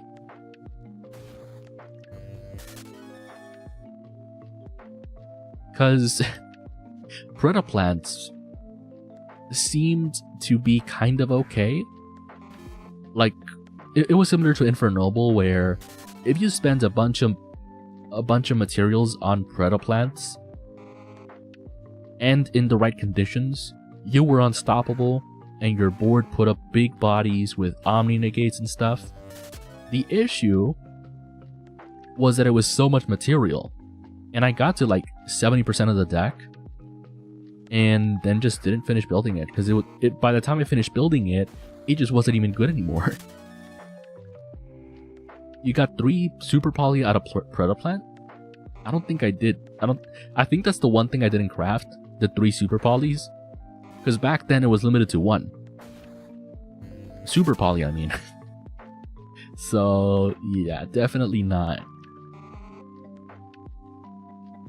Always gems anyway for him, but that's because he's in the Draco Zodiac Crystron pack. Ooh, Crystrons. Crystrons were a big thing a while ago, weren't they? They were a bit scary. Back when Pendulums were also a threat. It was Pendulums, Crystrons, and something else that were the meta. For sure. Crystrons were pretty scary for a bit. Or not Crystrons specifically, but the Crystron boss. I think it's a generic boss monster for Crystrons. Or like an extender that uses a Crystron monster. I forget. Crystron was only good because of the Link 2. That's what I thought. So I remember seeing Crystron as an extender for a lot of decks. But not every deck. Wait, okay. I know this sounds stupid. I know I said I wanted to maybe build Cyber Dragons. I honestly think... Wait, no, that doesn't make sense. I was gonna say, I think Sword Soul would be easier. Because you get the Sword Soul... Well, a lot of the Sword Soul cards from the free structure deck. From the campaign code. But it's not... I don't think it's enough, right? Like, because you get a lot of the cards, but not enough of the cards. For Sword Soul. The Link 2 was generic and you could summon Tuner out of the deck for free. That makes sense. So it was definitely an extender. That makes sense. But yeah, I definitely do enjoy making, like, I guess the best out of free decks. So for example, Cyber Dragons, Dragon Maids, all these decks that got structure decks. I would love to just make them as good as they can. As good as they can be, and just enjoy them in Platinum. Enjoy playing them in ranked where they maybe don't belong. Which I do think that Cyber Dragon should be good enough. The structure gives you most of the engine at least. For what? For Sword Soul? Because I think the structure gives you like a lot of it, but not enough of it. Like you would still need maybe 5 UR materials and maybe 6 SR materials to finish it. Which I'm broke, so that's a lot for me. I think I'd be better off buying the Cyber Dragon structure deck and just running it. Can't even lie. Which, that's a big thing as well. Investing gems into the staples that I did makes a huge difference, because there's so many decks that just run a lot of staples that I already have. And it's so nice to just be like, oh, I got this staple for a deck that I built 2 years ago. Let me just plug it into this modern deck because it fits. Oh, my favorite gimmick. New Duelist Cup soon. Ooh, that's cute. Also scary because every time there's a Duelist Cup, they ban something. They ban a new rogue deck. Or like they hit a new rogue deck. So I'm scared. They might even hit Madolches, I don't know. Sounds scary. But where is it going? Shoot. I lost my train of thought. Ruh-roh. Yeah, no, it's gone. GG. Train of thought gone. Bye-bye. Watchy, bye-bye. I made Necros and Time Lord. I've never used them. Oh, right. The little engine that I was talking about. So it's a 2-card spell engine. And I think it was like... What's the card called? Where you send it to graveyard and it's a spell. And you use it to fusion summon something or something. But instead of fusion summoning, you can banish it from the graveyard to draw a card. I like that combo. I think I used it in my Prank Kids deck. Because you sent it to graveyard with the Foolish Burial, I think. And then you banished it from graveyard to draw a card. It was really good. You talked about staples, yes, and I was talking about like the little engines. That's what I was talking about. I forget the name of the card, but it was a really cute engine, and I still like it, but it's not as good as it could be. It's a gimmick. Nowadays, in terms of like an engine to draw cards, it's not good anymore. It used to be good enough to draw one extra card like that, but it's not anymore. It really isn't.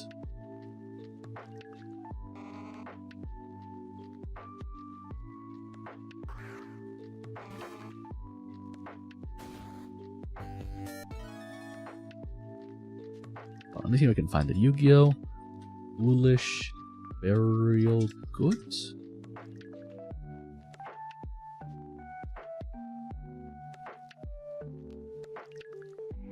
Yes, it was Foolish Burial Goods. Combo? Is it this one? Oh, the Metal Foes Fusion. That's what you sent? Yes. So with Foolish Burial Goods, you send Metal Foes Fusion, and then you banish it from graveyard to to draw a card. It's the cutest engine, and I love it. Yeah, that's the one. Let me see if I can show you guys. Like that? Yeah, Metal Foes Fusion. So you Foolish Burial this, and I wish I could read it, but you essentially banish it from graveyard and draw a card. Oh, not even that. It goes back into the deck and you draw a card. That's somehow not as good, but also better. I don't know. It's kind of decent. I like it. But yeah, as I mentioned, it was in Prank Kids. Metal Foes played everywhere except Metal Foes. That's funny. Yeah. Pretty much. Pretty much. That was definitely the case.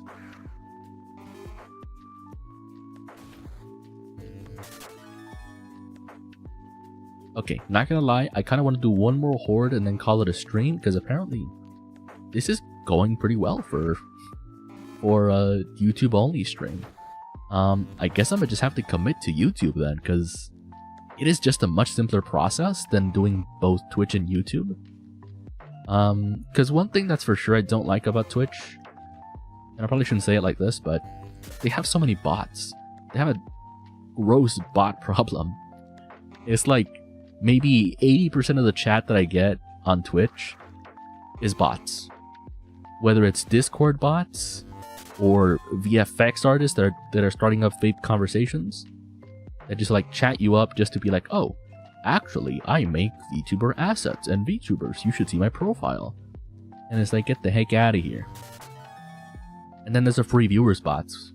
It's just like, it's almost useless to stream on Twitch nowadays. Because yes, people do watch on Twitch, and I do have an audience on Twitch of like maybe 3 people, but they run Dogmatica engine. That's something I regret not getting into, because I'm realizing a lot of decks use the Dogmatica engine. No, yeah, so you don't have Discord, right? Shoot, how would you do it? Because I would say send it on Discord, but you don't have Discord. I don't even think you can send images on YouTube, can you? If you can link the website where the list is, or I wouldn't know how you would do it.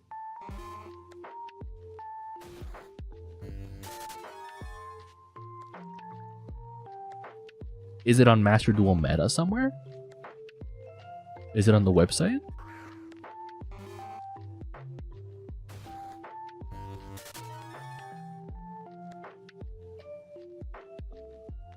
Because to be fair, I'd have to, like, I guess, educate myself about how to play Witchcrafters again. Because they're a whole thing. Let me write it down in chat. Oh my goodness. Oh my goodness. I don't know if that's going to take forever. Okay, actually, I am curious enough, though. I can just copy and paste it once you write it down. I would not mind. But yes, I'm gonna take a quick BRB, grab a snack. In that time, I guess you can write the list in chat, and then we can get back to some shiny hunting. I said I wanted to end the stream potentially, but no, we can go for a little bit longer. Just a little more shiny hunting, some chill shiny hunting while we yap about Pokemon and Pokemon Yu-Gi-Oh. But yes, BRB.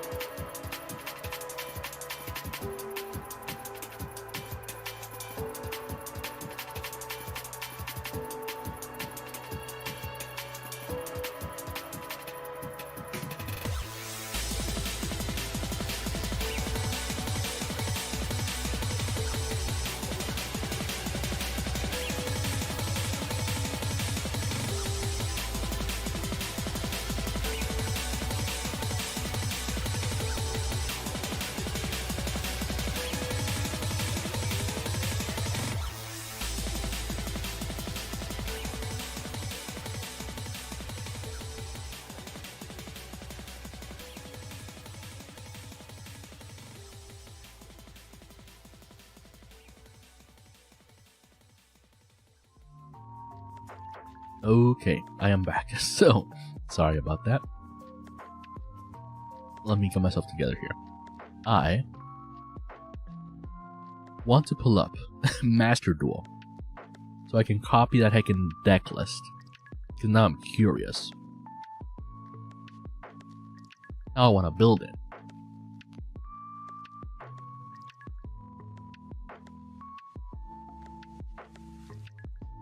Okay, are we good? Are we good? We're back? Right then. Okay. Let's go to deck. Let me start adding these things here. So, we'll name it Witch right after Dogmatica. And we'll just start looking up witchcrafters. Let me pull up the YouTube chat. Okay. So it is 2 Jenny. What the heck is a Jenny? Wait, what? Oh, here we go. I don't have any of the URs or SRs. Should have known. But yes, okay. So, 2 Jenny.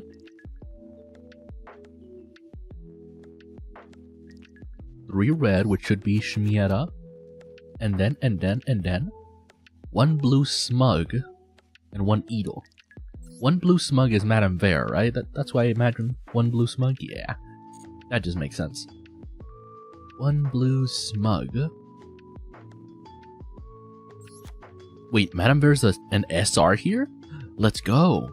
And then 1 Eagle? Eagle is who? Is you. Eagle is you. Okay. 2 creation, 1 holiday. I imagine with some of these, right? 1 holiday and 2 creation, right? 2 creation, and then. Witchcraft is super cheap. It was so expensive in Duel Links, honestly. It really was. 1 confession. That's collaboration. Where's confession? This is confession. Wait, that's actually kind of cute. I know I'm blocking it, but that's a cute art. That's cute. Okay. Oh jeez. By street, just 1 by street, which is this 1 by street. Unveiling and Patronus. So 1 unveiling and 1 Patronus. What is Patronus? 1 Patronus. Okay. 2 Veiler and Ash. 2 Veiler. 2 Ash. Here we go. 3 Maxis makes sense. Good thing we have these staples.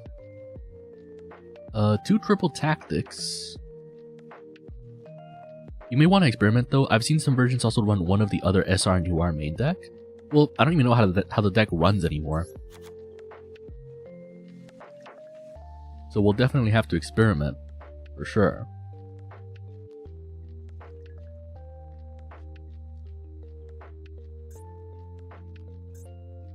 Two Cartesia. Blazing Cartesia?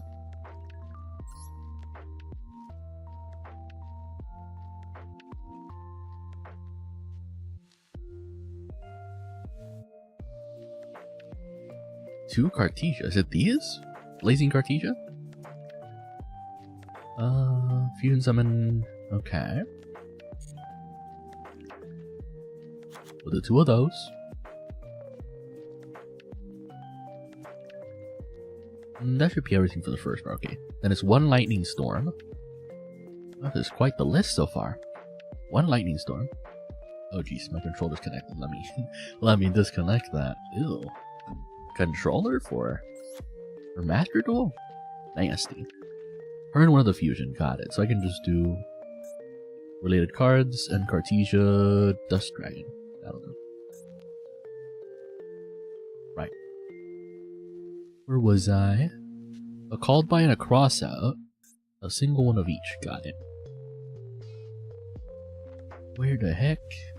One cross out, one called by. 2 fusion deployment. Damn, do we even have those? Fusion deep. Be enough. Why do I have 3 of these? Were they free in a deck or something? What the heck? 1 Shadow Schism, and then for Dogmatic, okay. What the heck is a Shadow Schism? Shadow.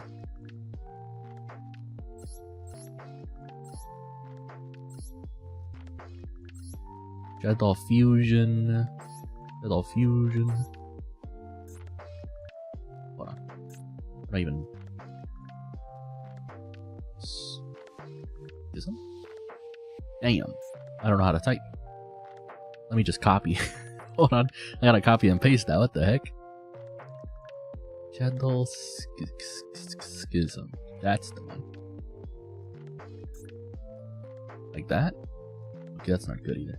Let me see if YouTube, if Google knows what the heck this is. Schism. Got it. Like that?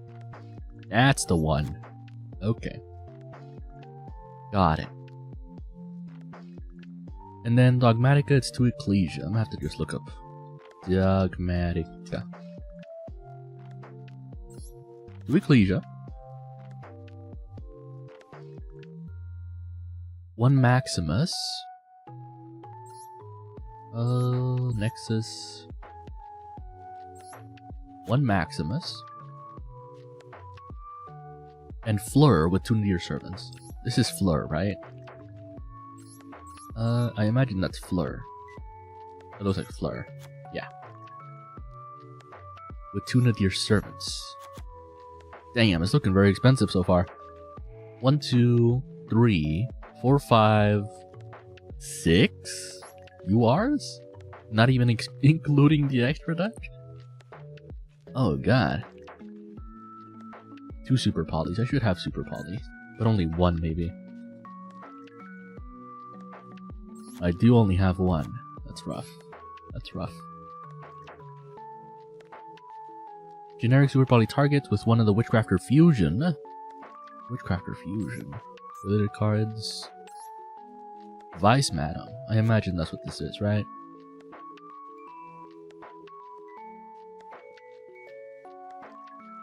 Lulu Walleth.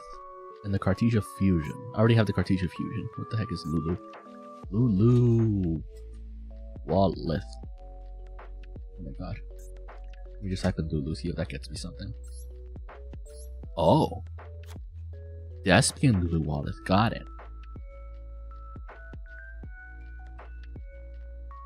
Shadow Window. Damn, hold on. Who's the Shadow stuff? This one. Related cards. The Fusion, Shadow Window. And a pack alone. What is a pack alone? Oh, this one. Damn. I have Construct, but I don't have the others, apparently. And Verte. I should have Verte. Verte. Also Mud Dragon. Wait, can I run 2 Mud Dragons? Damn, I can run 2 Mud Dragons? Let's go. Even more Super Poly targets. Where is Verte? Did I get it out of here? No, it's here. It's limited to 1. We got a Verte. Okay. I mean, that doesn't seem too bad, right? I feel like it's missing cards, but that is everything, isn't it? What are the other... Well, I guess I want, like, just generic stuff in the extra deck, right? Like, for example, White Woman Jump Scare. IP Masquerena. Wait, no. No, I'm not making a link, am I? I don't think so. Celine, I think? Celine. Celine the Fusion? Gorgon. What the heck? Well, this cares about Evil Eye stuff, doesn't it? This is more Evil Eye stuff. Starving Venom and Garura. Hida. Fire Witchcrafter. Oh, you're right. I do have a Hida. Hida? The horse is here. Hida. Starving Venom. Do I not have a Starving Venom? I feel like I do. I do. Let's go. Okay. I hope that's the right one. This should be the right one, right? There's a bunch of other Starving Venoms, but... yeah, this should be the right one. Garuba. Garuba. Okay, I don't have a Garuba. But I do see this one as well. Maybe dismantle your banned cards for free extra dust? I don't think they do that anymore, do I? Hold on. Well, let me save first.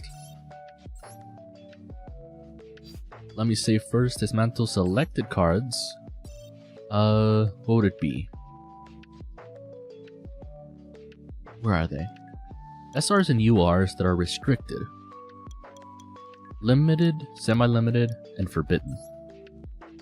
Let's see if I have any extras. Okay, I can do this now. I got a dip. Have a lovely stream. Thank you for stopping by, Soundbot. Hopefully you have a good rest of your day. And yeah, thank you for stopping by. Oh, I'm so gonna regret this. Okay, that's at 2. I don't think I have anything that's like too crazy. Hot to 1. Followed by is fine. Oh, I have an extra D shifter. That's sad. Okay. Is that everything? Yeah, that's everything apparently. Damn. That hurts me. I mean, it's still quite a bit, you know? Yep. Alright. We got at least a little bit of dust. A tiny bit of dust. Yeah, this is sad. Pot of Prosperity. It's already at 1. Don't worry.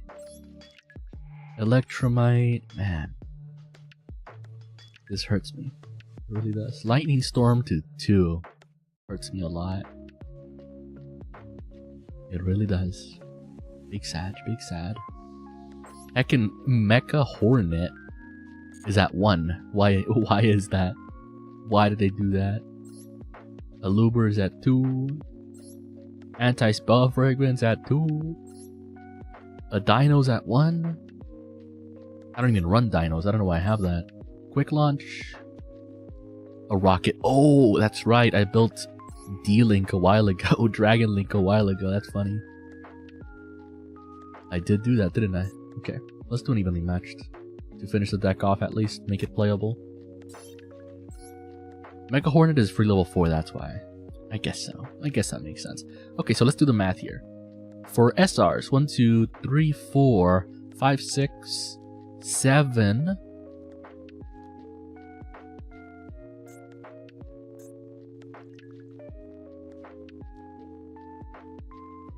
Seven SR.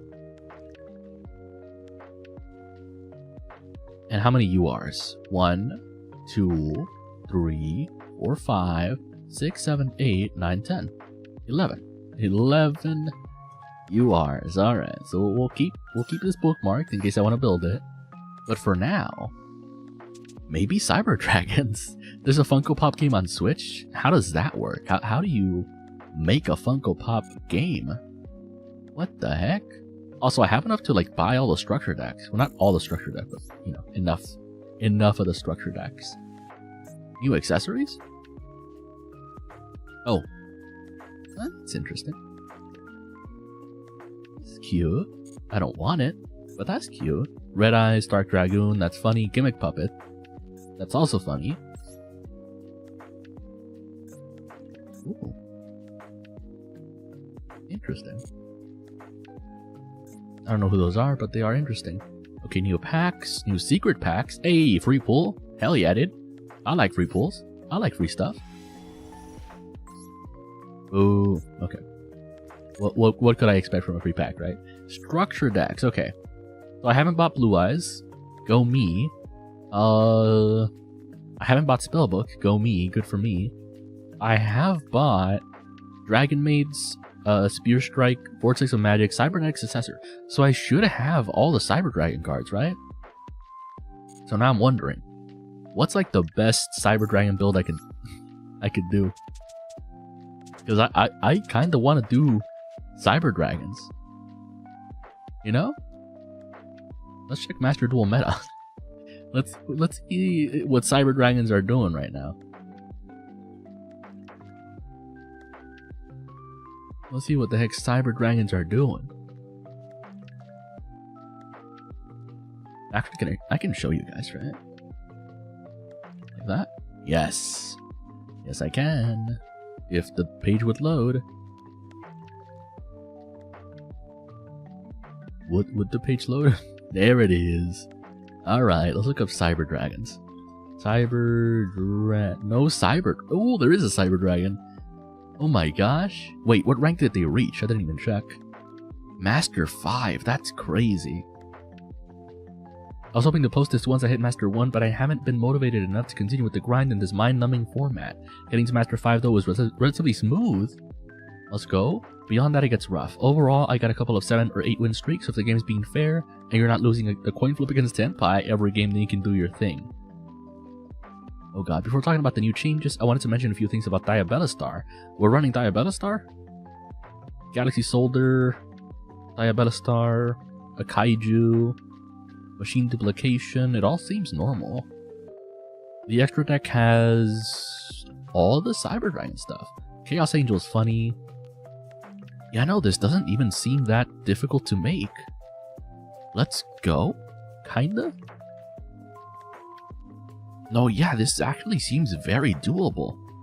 I know I'm blocking most of it, but let's read this essay here. Hold on. It's a good card to have as it opens up new lines, can be used as a negate, basically adds more flexibility to the deck. It's also part of the reason I added the new card that we'll be talking about next. Let me read this first then. So Diabelastar the Negation Fortress is a 5-star and a pendulum. The pendulum effect is negate any card effect activated in this card's column. That's kind of solid, if they forget about it.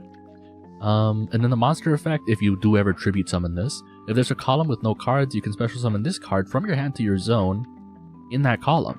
Ooh, so you can special summon whenever. Right? You can only special summon it once per turn, so only during your turn, because it's once per turn. Interesting. So it's like Imperm, but as a monster. Then how do you use it though?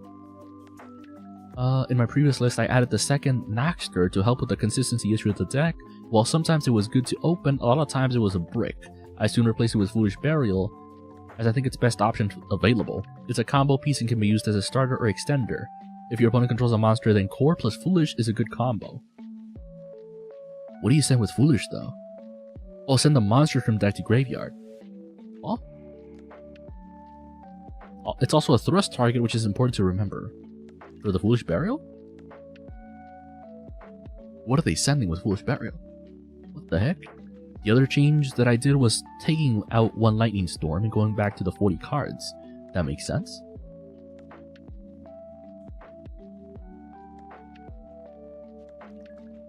If you feel like you really want to add something for Tenpai, I think your best option is Electromagnetic Turtle. Interesting. Yo, CG, hi. Welcome. We're doing a little bit of Yu-Gi-Oh! Research. Hopefully your Friday's going good so far. Interesting. What do the comments say here? Heart, I believe? Heart. Oh. Heart. If this card is sent to the graveyard, add another Cyber Dragon from deck to graveyard to hand. Oh, that makes sense.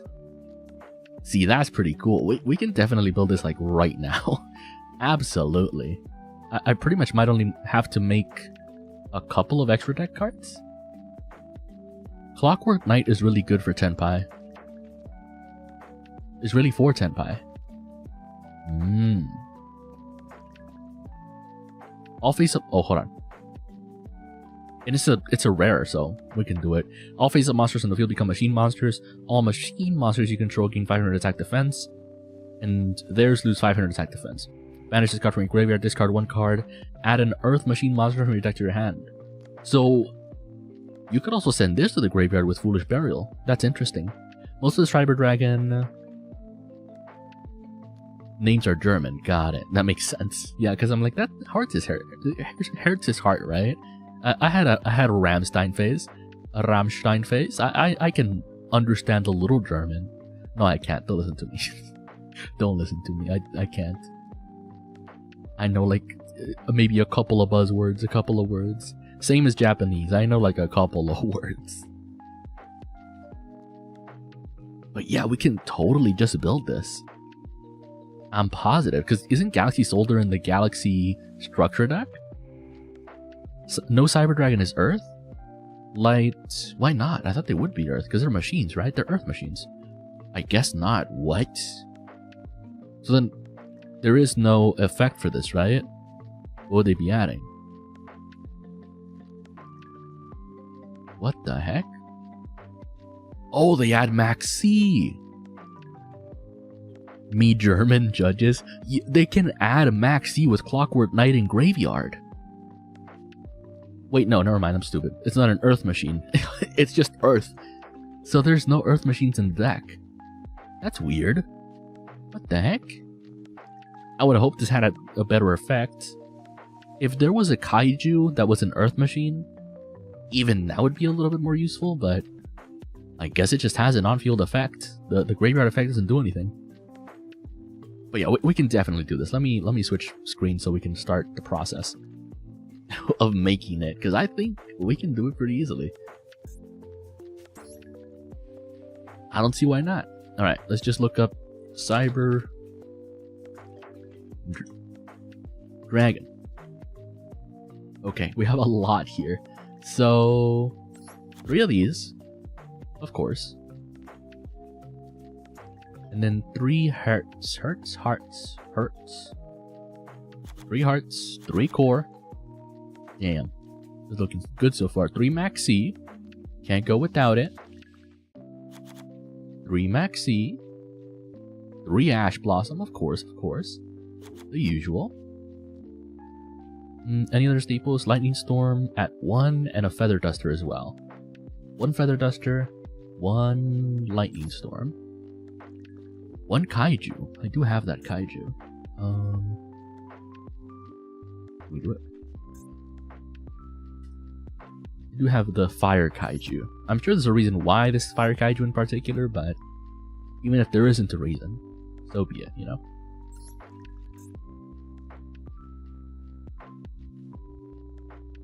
Any others? Oh yeah, Cyber Dragon Noxter. However you pronounce it. There's one of these. I'm gonna get the shiny one because I only run 1. It's 2 Called By, 1 Foolish Burial as well. Wait, what? Yeah, 2 Foolish Burial. I'm like, why would they run 1?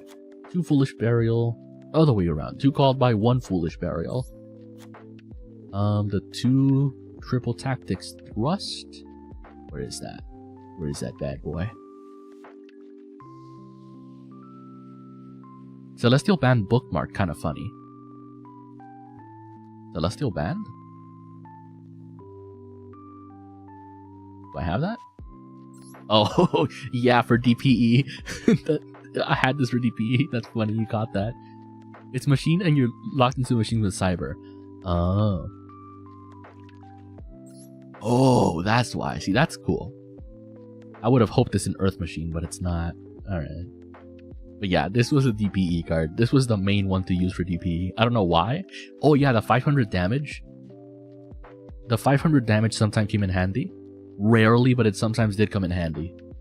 But yeah, it was a funny thing. Also, Token Collector? Y'all, this is funny. Token Collector was a big deal because of Sword Soul when it first came out. Because everyone was like, yeah, it was Sword Soul and the Adventure Engine, because they make tokens. And so you run Token Collector to be like, oh, I can just counter the whole deck. It was so bad. It was a really bad tech. It still is. I'm so glad I didn't make more of these. It's just not enough, you know? It's silly. Now that I think about it. Very silly. Very different times back then, huh? I need a couple of Galaxy Soldiers.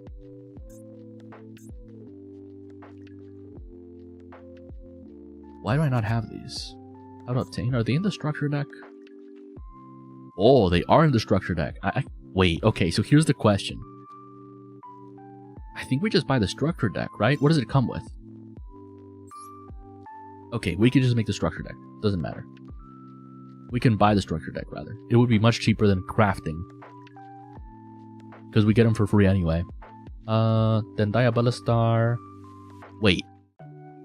It's not Diabelistar. I misread it. It's Disablaster.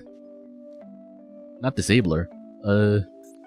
Disablaster. Disablaster. I'm like, Diabelistar. What do you mean, Diabelistar?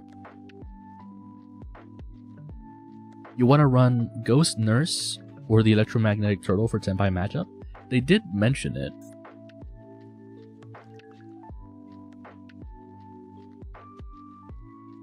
What does it even do? Why do I have these? Why do I have these? What the heck? I have 3 of these? When did I make these? What? During your opponent's battle phase, banish this card from your graveyard. End the battle phase. Huh? How do you use this? How do you use this? Would it basically be you set this in defense position, once they destroy it, then you can banish it? Is that how you do it? Really? And if so, like, how many would I run realistically? Like, I don't know. Because here's the thing, right? You wouldn't even know if you're playing against Tenpai until they start doing Tenpai things. Which is like, can you do a quick effect search for this? Or is there even a way to send this to graveyard? What? You foolish it or fuse it? Fuse it since Light Machine. What do you mean fuse it? Well, Foolish only sends a spell or trap. Wrong Foolish in the deck, buddy. You need the one that sends monsters. Oh, you know what? I just noticed. You're right. You're right. You're right. You're right. Let me see if I can find it. Do I even have the other Foolish? There's no related cards. Hold on. I should have the other Foolish. Foolish. I do have the other Foolish. Why is it not bookmarked? That's a big deal. Oh, that's why it's not bookmarked. I have too many bookmark cards. And yes, they're all staples. They're all very important staples. Totally. Very important staples. Why do I have 4 of these? I have 4 of these. That's weird. Yeah, no, these are all staples. Isn't that crazy? They're staples for different decks, but they are staples. Abso-heckin-lutely. Change of Heart, that's funny. For Sky Strikers. The 3 Fusion Destiny. That's how big I was on DPE. That's crazy. My pot is banned. Dismantle. Forgot about that. Pot is banned. I'm unbookmark it. It doesn't exist anymore. RIP. RIP. Okay, now I can bookmark this one. Unbookmark the banned card. I just noticed. Do I have any others? Shadow Imprisoning Mirror. Negate all dark monster effects activated in the field of graveyard. Yo. Now I realize why I bookmarked this. I think I had this for... When was it? For Eldritch? I might have ran this for Eldritch. For anti-Eldritch technology, right? That's probably what I ran it for. Okay, we need 2 machine duplications. Do I even have those? Machine dupe?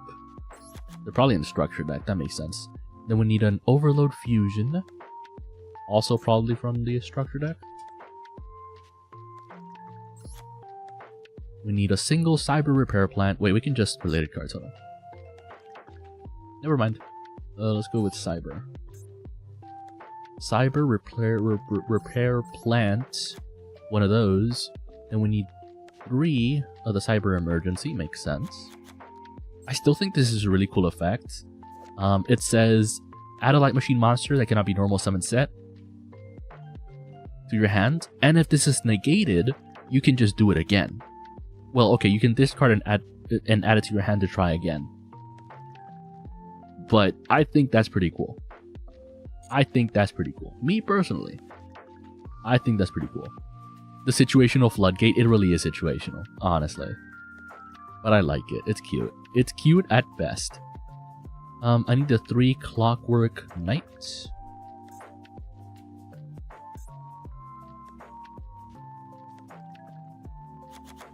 Oh no, I'm missing one. If only I had normal material. Or rare material, I guess. And then the 2 called by 3 imperm. Is that really all I'm missing? The 3 imperm? I'm missing a lot more, I feel like. 3 imperm, I'm missing 2 cards. What did I miss? Huh? Cyber Dragon. The triple tactics thrust is in there, right? It is not in there. What the heck? The 2 triple tactics thrust. Where do I have it? Where are you? Wait, what? It's not bookmarked. Alright, I can find it. Just thrust. Yep, it's not bookmarked. Sag. Okay, that's the 40 card deck. Cyber Dragons. Save. And now the extra deck. Oh my gosh. Now the extra deck. That's the fun part. It shouldn't be that complicated, but it should be the fun part. So it's going to be 2 of the orange ones. Where are the orange ones? Wait, these aren't in the structure deck? But it's so good. Then it's 2 of Fortress Dragon. Also, it's the link that does the thing. I kind of like the link. Is it? No, I don't think it's the link. Which is the monster that they can fusion from the extra deck with one of your monsters?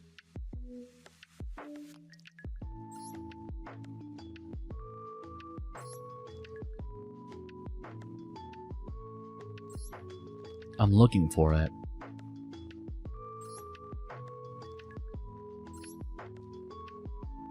What? Am I tripping? Which is the one that does it? I might be tripping. What? I could have sworn. The one you are fusion you do not have? One of these? Eternity Dragon. Would it be that one? Or Mega Flest? Oh, +1? So 1 Cyber Dragon monster plus 1 or more monsters in the extra monster zone. See, that's interesting. So with Exo Sisters, there is a reason I put my Xyz monsters not in the extra monster zone. It's for stuff like this. Because I don't think White Woman Jump Scare cares. 1 monster your opponent controls as material to link summon this card. Okay, so White Woman Jump Scare doesn't care. This one does, apparently. Damn. Damn. That's sad. That's sad. Actually. So I need 2 of these. And then 1... I actually need 1 of these, don't I? Yeah, that makes sense. 1 Mega Fleet. And then Chaos... No. Okay, let's go for the Cyber Dragon stuff first. We need 2 of you. Cyber Dragon Nova. And then there should be others, right? Other Xyz. 1 Seeger as well. 1 Salamangreat. 1 Verte. 1 IP. Okay, we should be good for... Yeah, let's get a Zeus in here as well. So 1 Verte. 1 SP Little Knight. What else? The Salamangreat. Why the Salamangreat? What does it do? Hold on.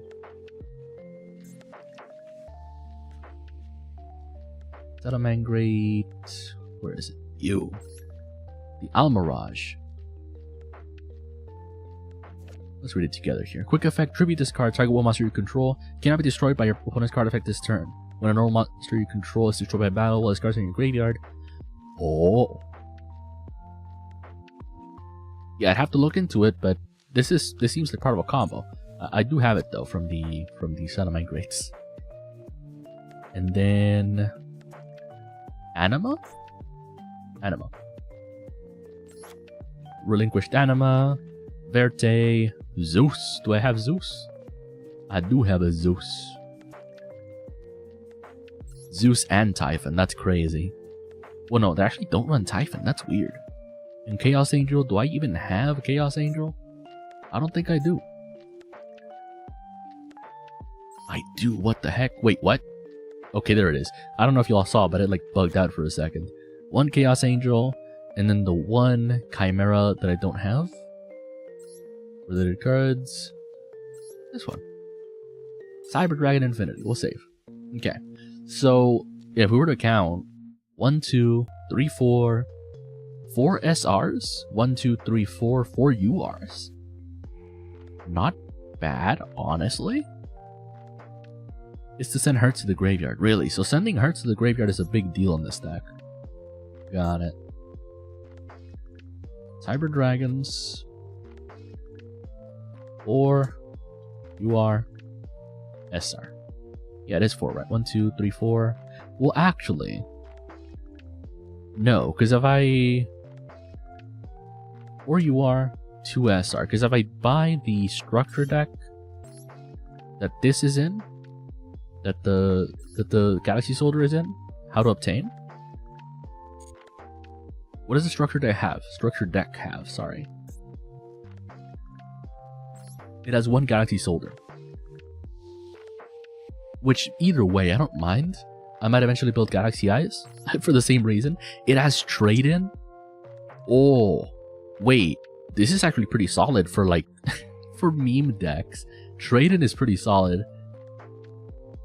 I think trade-in is a big deal. Infinite Dragon? What do you mean Infinite Dragon? Photon Dragon. Full Armor Photon Dragon. Infinite Dragon. Last Dragon. Galaxy Photon Dragon. Where's Infinite Dragon? I just see Photon Dragon. Where's Infinite Dragon? What the heck is an Infinite Dragon? Am I blind, chat? This is number 62, Photon Dragon. Soulflare Dragon. Photon Blast Dragon. Galaxy Photon Dragon. No Infinite Dragon. Photon Galaxies. No, yeah, I'm gonna get a couple of these. For sure. And by a couple, I mean all 3 of them. Wait, what does it say? 3 times remaining? Let's just get all of them. I don't see why not. I have no better use for my gems right now. And 1,500 doesn't get me any better value. We just have them all. Let's go. Good stuff. Did you mean Cyber Dragon Infinite? Maybe. Also, welcome, Maxime. Welcome, welcome. Cyber Dragon Infinite.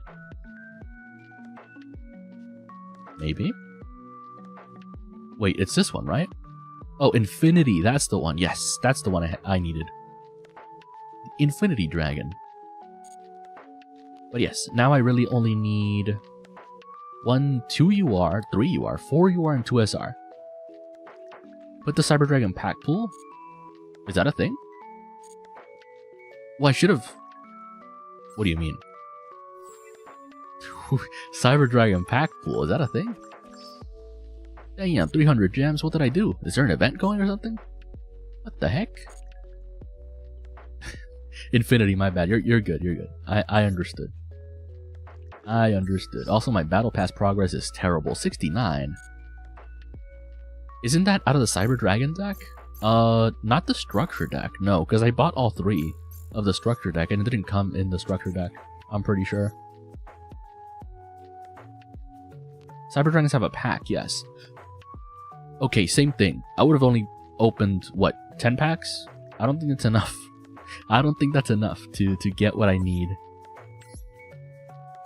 I think it was more important that I get the Galaxy Soldiers, because eventually my SR material is going to run out as well, so I don't mind, you know.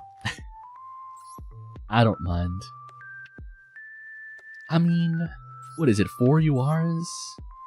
These are pretty important URs though, like pretty dang important. Even the boy here. So if anything, that's probably our next goal, to save up for for this deck. Maybe we climb. This is fair.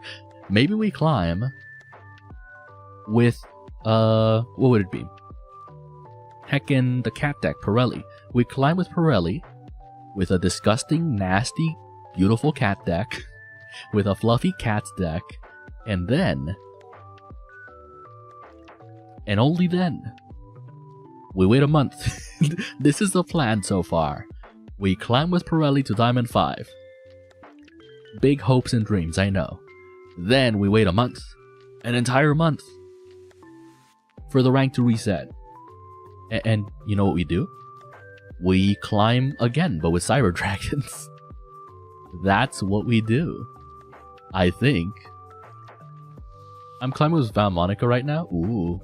Valmonica's wild. Valmonica be something. What are we at actually? We're at 2.5 hours? That's not too bad. Okay. So that's going to be the deck building for now. I do want to, as I mentioned, climb with Pirelli.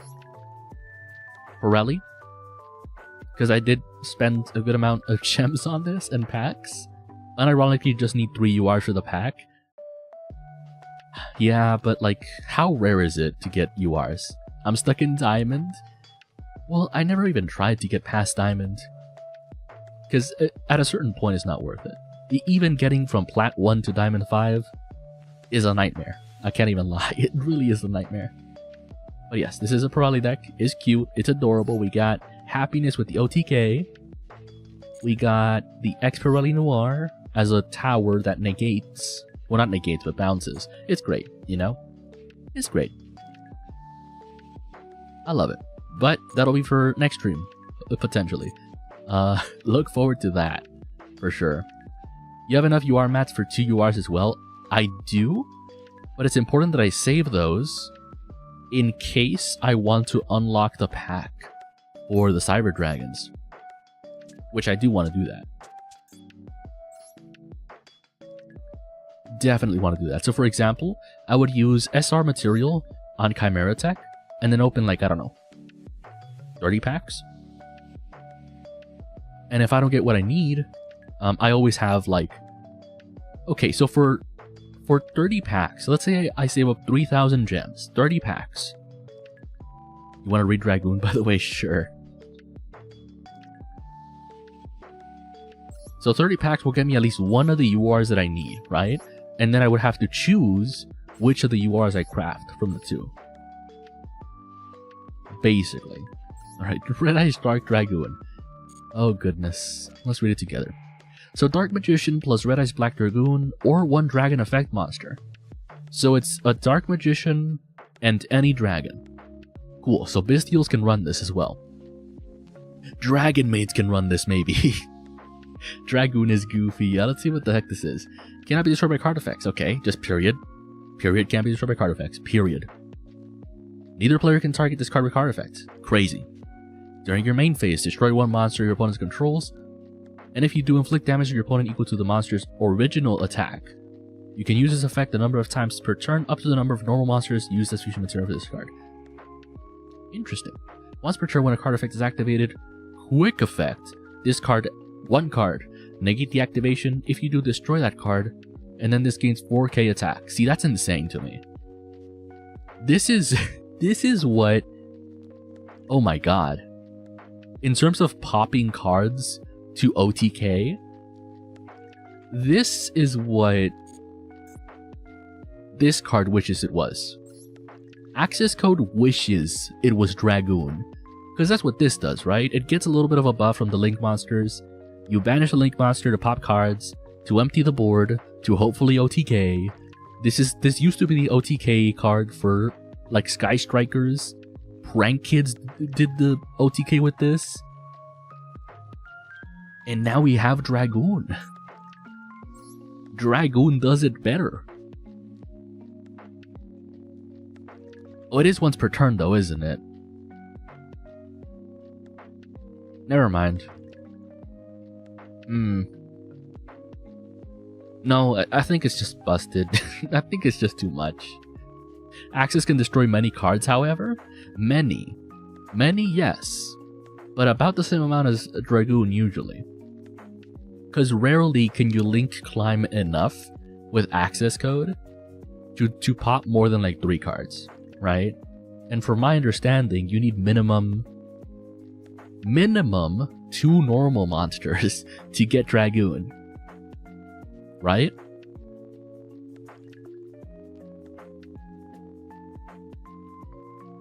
Very interesting, very spooky, very scary. We'll see. One thing that is good though, masterpieces in the game. What the heck is masterpiece? I've heard about this. Masterpiece. Oh, wait, no it's not. Did I misspell it?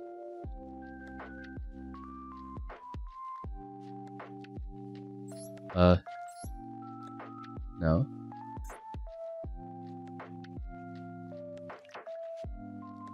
No, I'm not getting.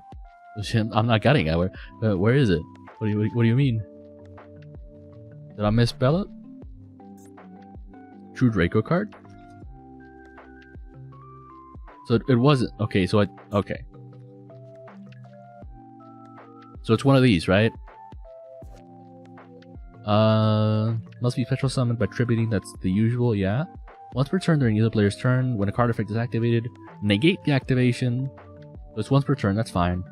If this card is in its owner's control is destroyed, you can special summon a Draco Slayer monster and 1 Drake Overlord monster from your deck. So I assume they then summon the other one, right? Ooh. Unaffected by the effects of cards with the same card type. Interesting. So once per turn, if you control this tribute summon monster, banish a continuous spell trap from your graveyard, target one other card in the field, destroy it. This isn't as bad. It's kind of okay. It almost doesn't benefit them to special summon this. It's kind of okay though. This though, Masterpiece, the True Draco Slayer, kind of spooky. True Draco got a buff. I used to have a True Draco deck. Do I even have it? I have D-Link, Dragon Link, Crusadia, Sky Striker. Yeah, no, I deleted my True Draco deck. I didn't like playing it. I'll be honest. Fuck True Draco. In terms of boring decks, that's what it was. It definitely was. Okay, so let's see if our deck actually has a way to deal with Dragoon at all. It's the normal summon and immune to stuff. That's the spooky one? What? But what about... Wait, what do I have for this?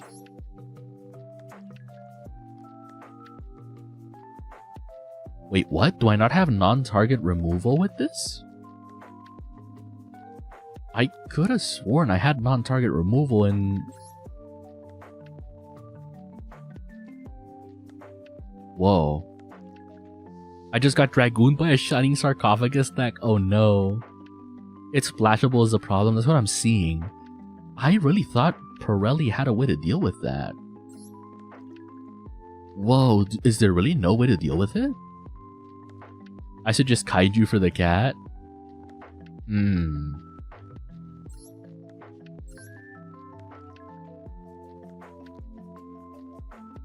You have Zeus, I think. Zeus. That's kind of weak though, isn't it? That's pretty dang weak if you ask me. I mean, my best bet would be like running over them, right? With happiness, getting just a bigger monster than them. And just Zeus. Just Zeus. That's rough. I mean, Exo Sisters for sure has a way to deal with them, but like, I don't want to play Exo Sisters. I don't want to play Exo Sisters again. Trap Tricks. Ew, Trap Tricks. Nasty. Oh, that hurts so much. My D-Shifter. No, my Pot of Prosperity. No. It hurts. This deck is in shambles. Actually unplayable. Oh no.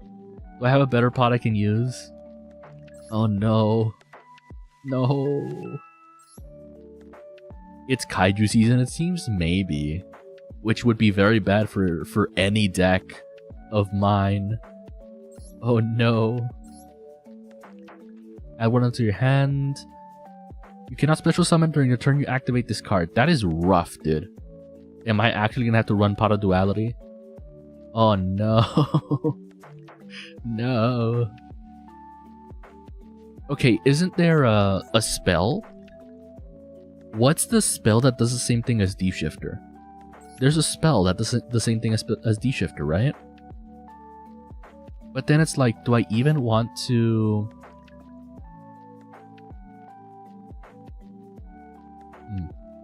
2 slots open, guess you're gonna play Dragoon now, boy? Can I with 2 slots open? I don't even run normal monsters. Aratama's not normal. Sakitama's not normal. Dimensional Fissure? That's the one, thank you.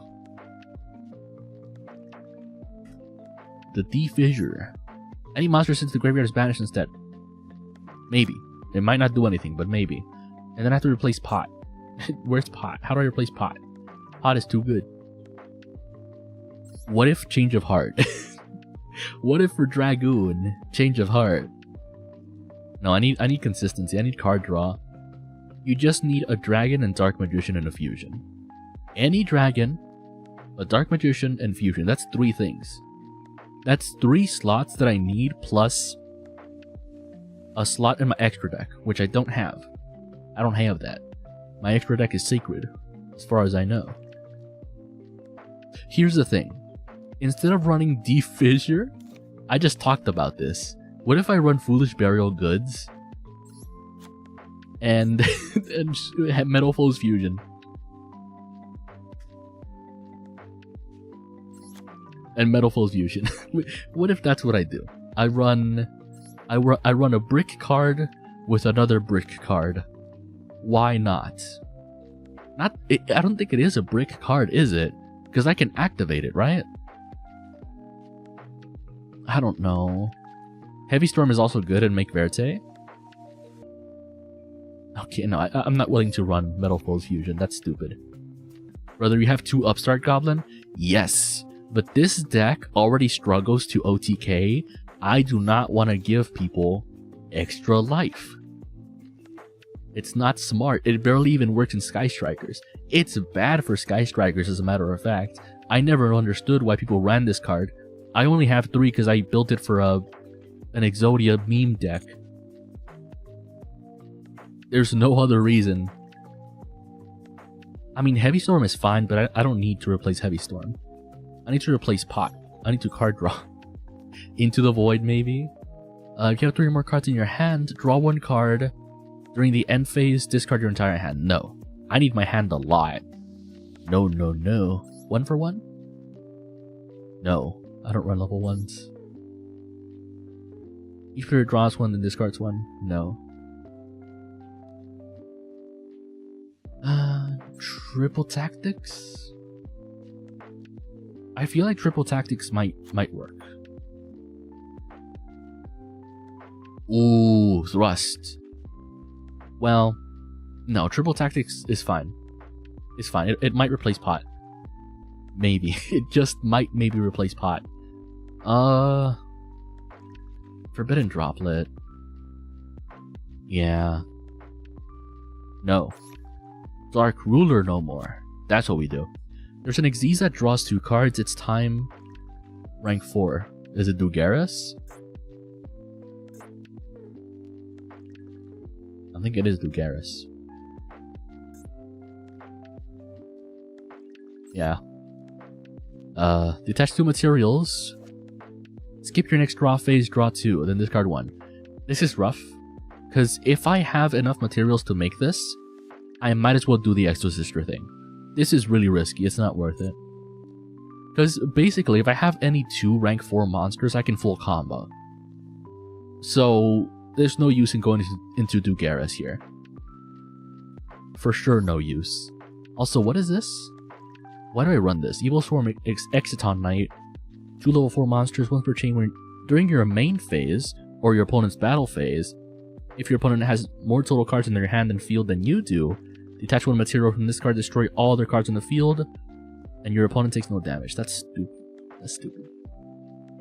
I mean, I understand. It's a quick effect. It's like a smaller Zeus. It's cute. I get it. It's a mini Zeus. It's cute. Alright, I understand. It's a mini Zeus. I guess this is the deck for now.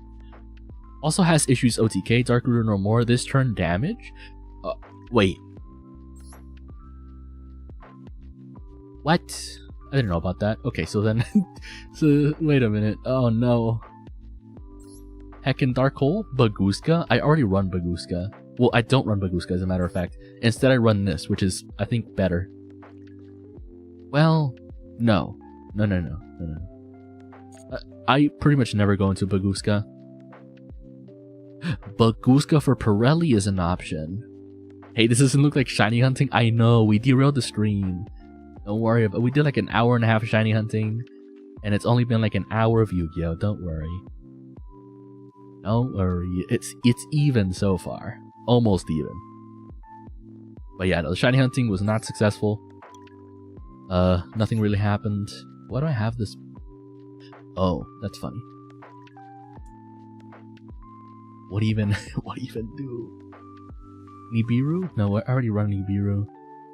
I'm sad. What even? I'm missing one card. I can't Imperm Dragoon. Super Poly? Would Super Poly not work against Dragoon? It wouldn't, right? Man. Pankrotop or Ghost Nurse, maybe? Ghost Nurse. There's a Ghost Nurse? Ghost Sister, Ghost Bell. Well, I don't like Pankratops, is the thing. Tell you what, if anything, in this deck, I have never, ever gone into Zeus. Right?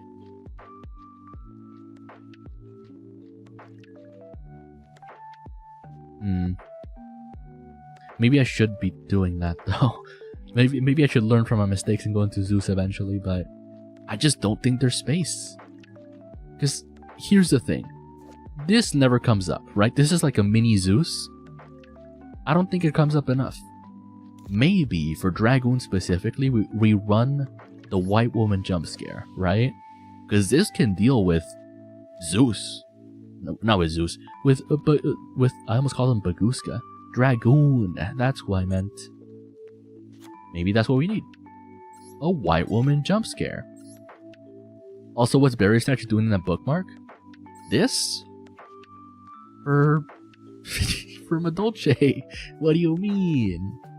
It's for Madolche, which I don't run. I don't run this in Madolche, but it was a consideration. It was a consideration. Okay, I don't need Dasher. Wait, do I? Hold on. I forget what I used to run with Dasher. It was Dasher and another hero. I'm sorry, but I've never heard Underworld Goddess referred to as White Woman Jumpscare, and I love it. That's the only way I've heard it as. Honestly. Because, that is a white woman. Yeah, no, I don't even remember where I heard it from. But I was like, you know what? White Woman Jump Scare is so much easier to say than Underworld Goddess of the Closed World. Because even saying Underworld Goddess isn't that fun. Because when you hear Underworld Goddess, you're like, who? But then you hear White Woman Jump Scare. It's you know, the thing. You can run Decided now for DPE. No, I forget. I used to run a hero. It's an MBT meme. I think so. I think I for sure might have seen a clip of that, and that's where I got it from. There's a hero card. Yeah, it's like a card that says when you discard it, deal 500 points of damage. It's gotta be here somewhere, right? Oh, you know how I can find it? With DPE, the DPE fusion, right? Where is it? Discard related cards. And it should be somewhere here. Where is it though? Yeah, it's a silly one where you discard it and it can deal 500 points of damage. And it actually used to come up. Celestial's Band Boy? Maybe. Oh, this one! I used to run Dunker and the red one. So, You can send the Destiny Hero card from your hand to the graveyard and inflict 500 damage to your opponent. So you can send this to the graveyard, and if you draw the other one, even better, and just deal 500 damage. And yes, it used to come up a lot. It used to actually be a big deal. It used to be relevant. Which, yeah, Celestial's banned, but you can still run other heroes. I like it. I like it. Because it's like technically not a brick if you draw into it. It's a free burn spell. Which is better than a brick card, right? It's huge. It's huge. I like it. I love it. I'll bookmark it, as a matter of fact. It's my new hero card. People run Deciders in free body, but I don't want a free body.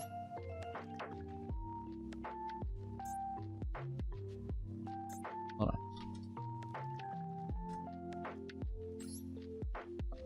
on. What the heck does it say? If this card is normal special summoned, add a hero monster from your graveyard to the hand. Return the card to your hand. Ooh, wait. But then you would need a way to discard this, right? And the reason people run the other hero card, as a matter of fact, at all, is because you can draw from this, right? I think you don't understand how Dunker works. Dunker doesn't discard itself, it discards other heroes. Really? Are we sure about that? I could have sworn I discarded Dunker to deal damage. I don't know.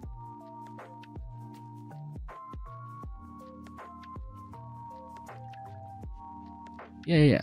Destiny Hero Dasher, it's great. It's card draw, essentially.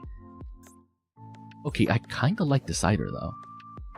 Because if you do go into DPE, and this is in your graveyard, you can negate combat damage, right? You meant Denier? What the heck?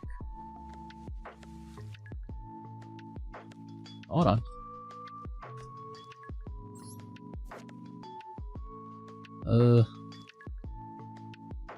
Special summon this card from your graveyard. From graveyard? Why? Oh, it's a level 3 body for free. Can I even use that? I don't think I can use that, funny enough. I cannot use that. Okay, for SP Little Knight maybe, but like, really? Really? I don't know. I don't think so. Okay, we're getting off track here. Hold on. So I replaced the card draw issue. What else did I lose? I lost a D-shifter. What's another disruptive card? I need a drone lock, but honestly. It locks down very few decks, but when it does, it's good. Draw hand? What the heck is a draw hand?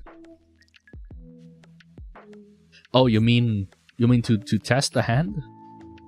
Hold on, we can do that. Test hand? Draw 5 sample cards. So we have evenly matched. 2 Marthas is rough, but actually it's worse that we have Ellis in hand. This is good. So we can bait an Ash Blossom with Martha, then we can normal summon Aratama to search for Sakitama and start our combo anyway. And then we can search Destiny Hero draw hand. What?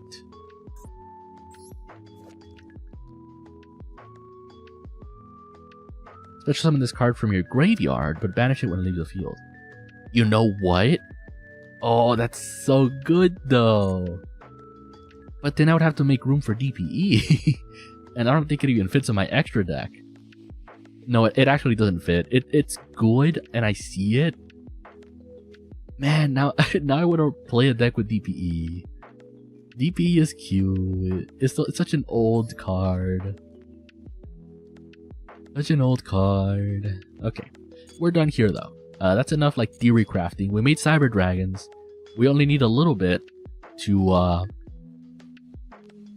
heckin' to do things. Which, by the way, I did want to grind the battle pass, but I think it's better if I do a stream where I actually play Yu-Gi-Oh! Or actually rank up with heckin', I don't know, Pirelli, Exo Sisters, something, right? But until then, hope y'all enjoyed the stream. I will see you all next time. Yeah. DP locks out of a lot of decks is the funny thing. They have such an issue getting rid of it. Damn. We'll keep that in mind. CRT Classics is on Switch. Ooh. Wait till Duelist Cup is out, maybe? For what? Oh, right, to farm the Battle Pass. You're right. You're right. When is that, actually? When is that? I can't even tell. Can't even tell. But yes, have a nice day, y'all. Thank y'all for stopping by.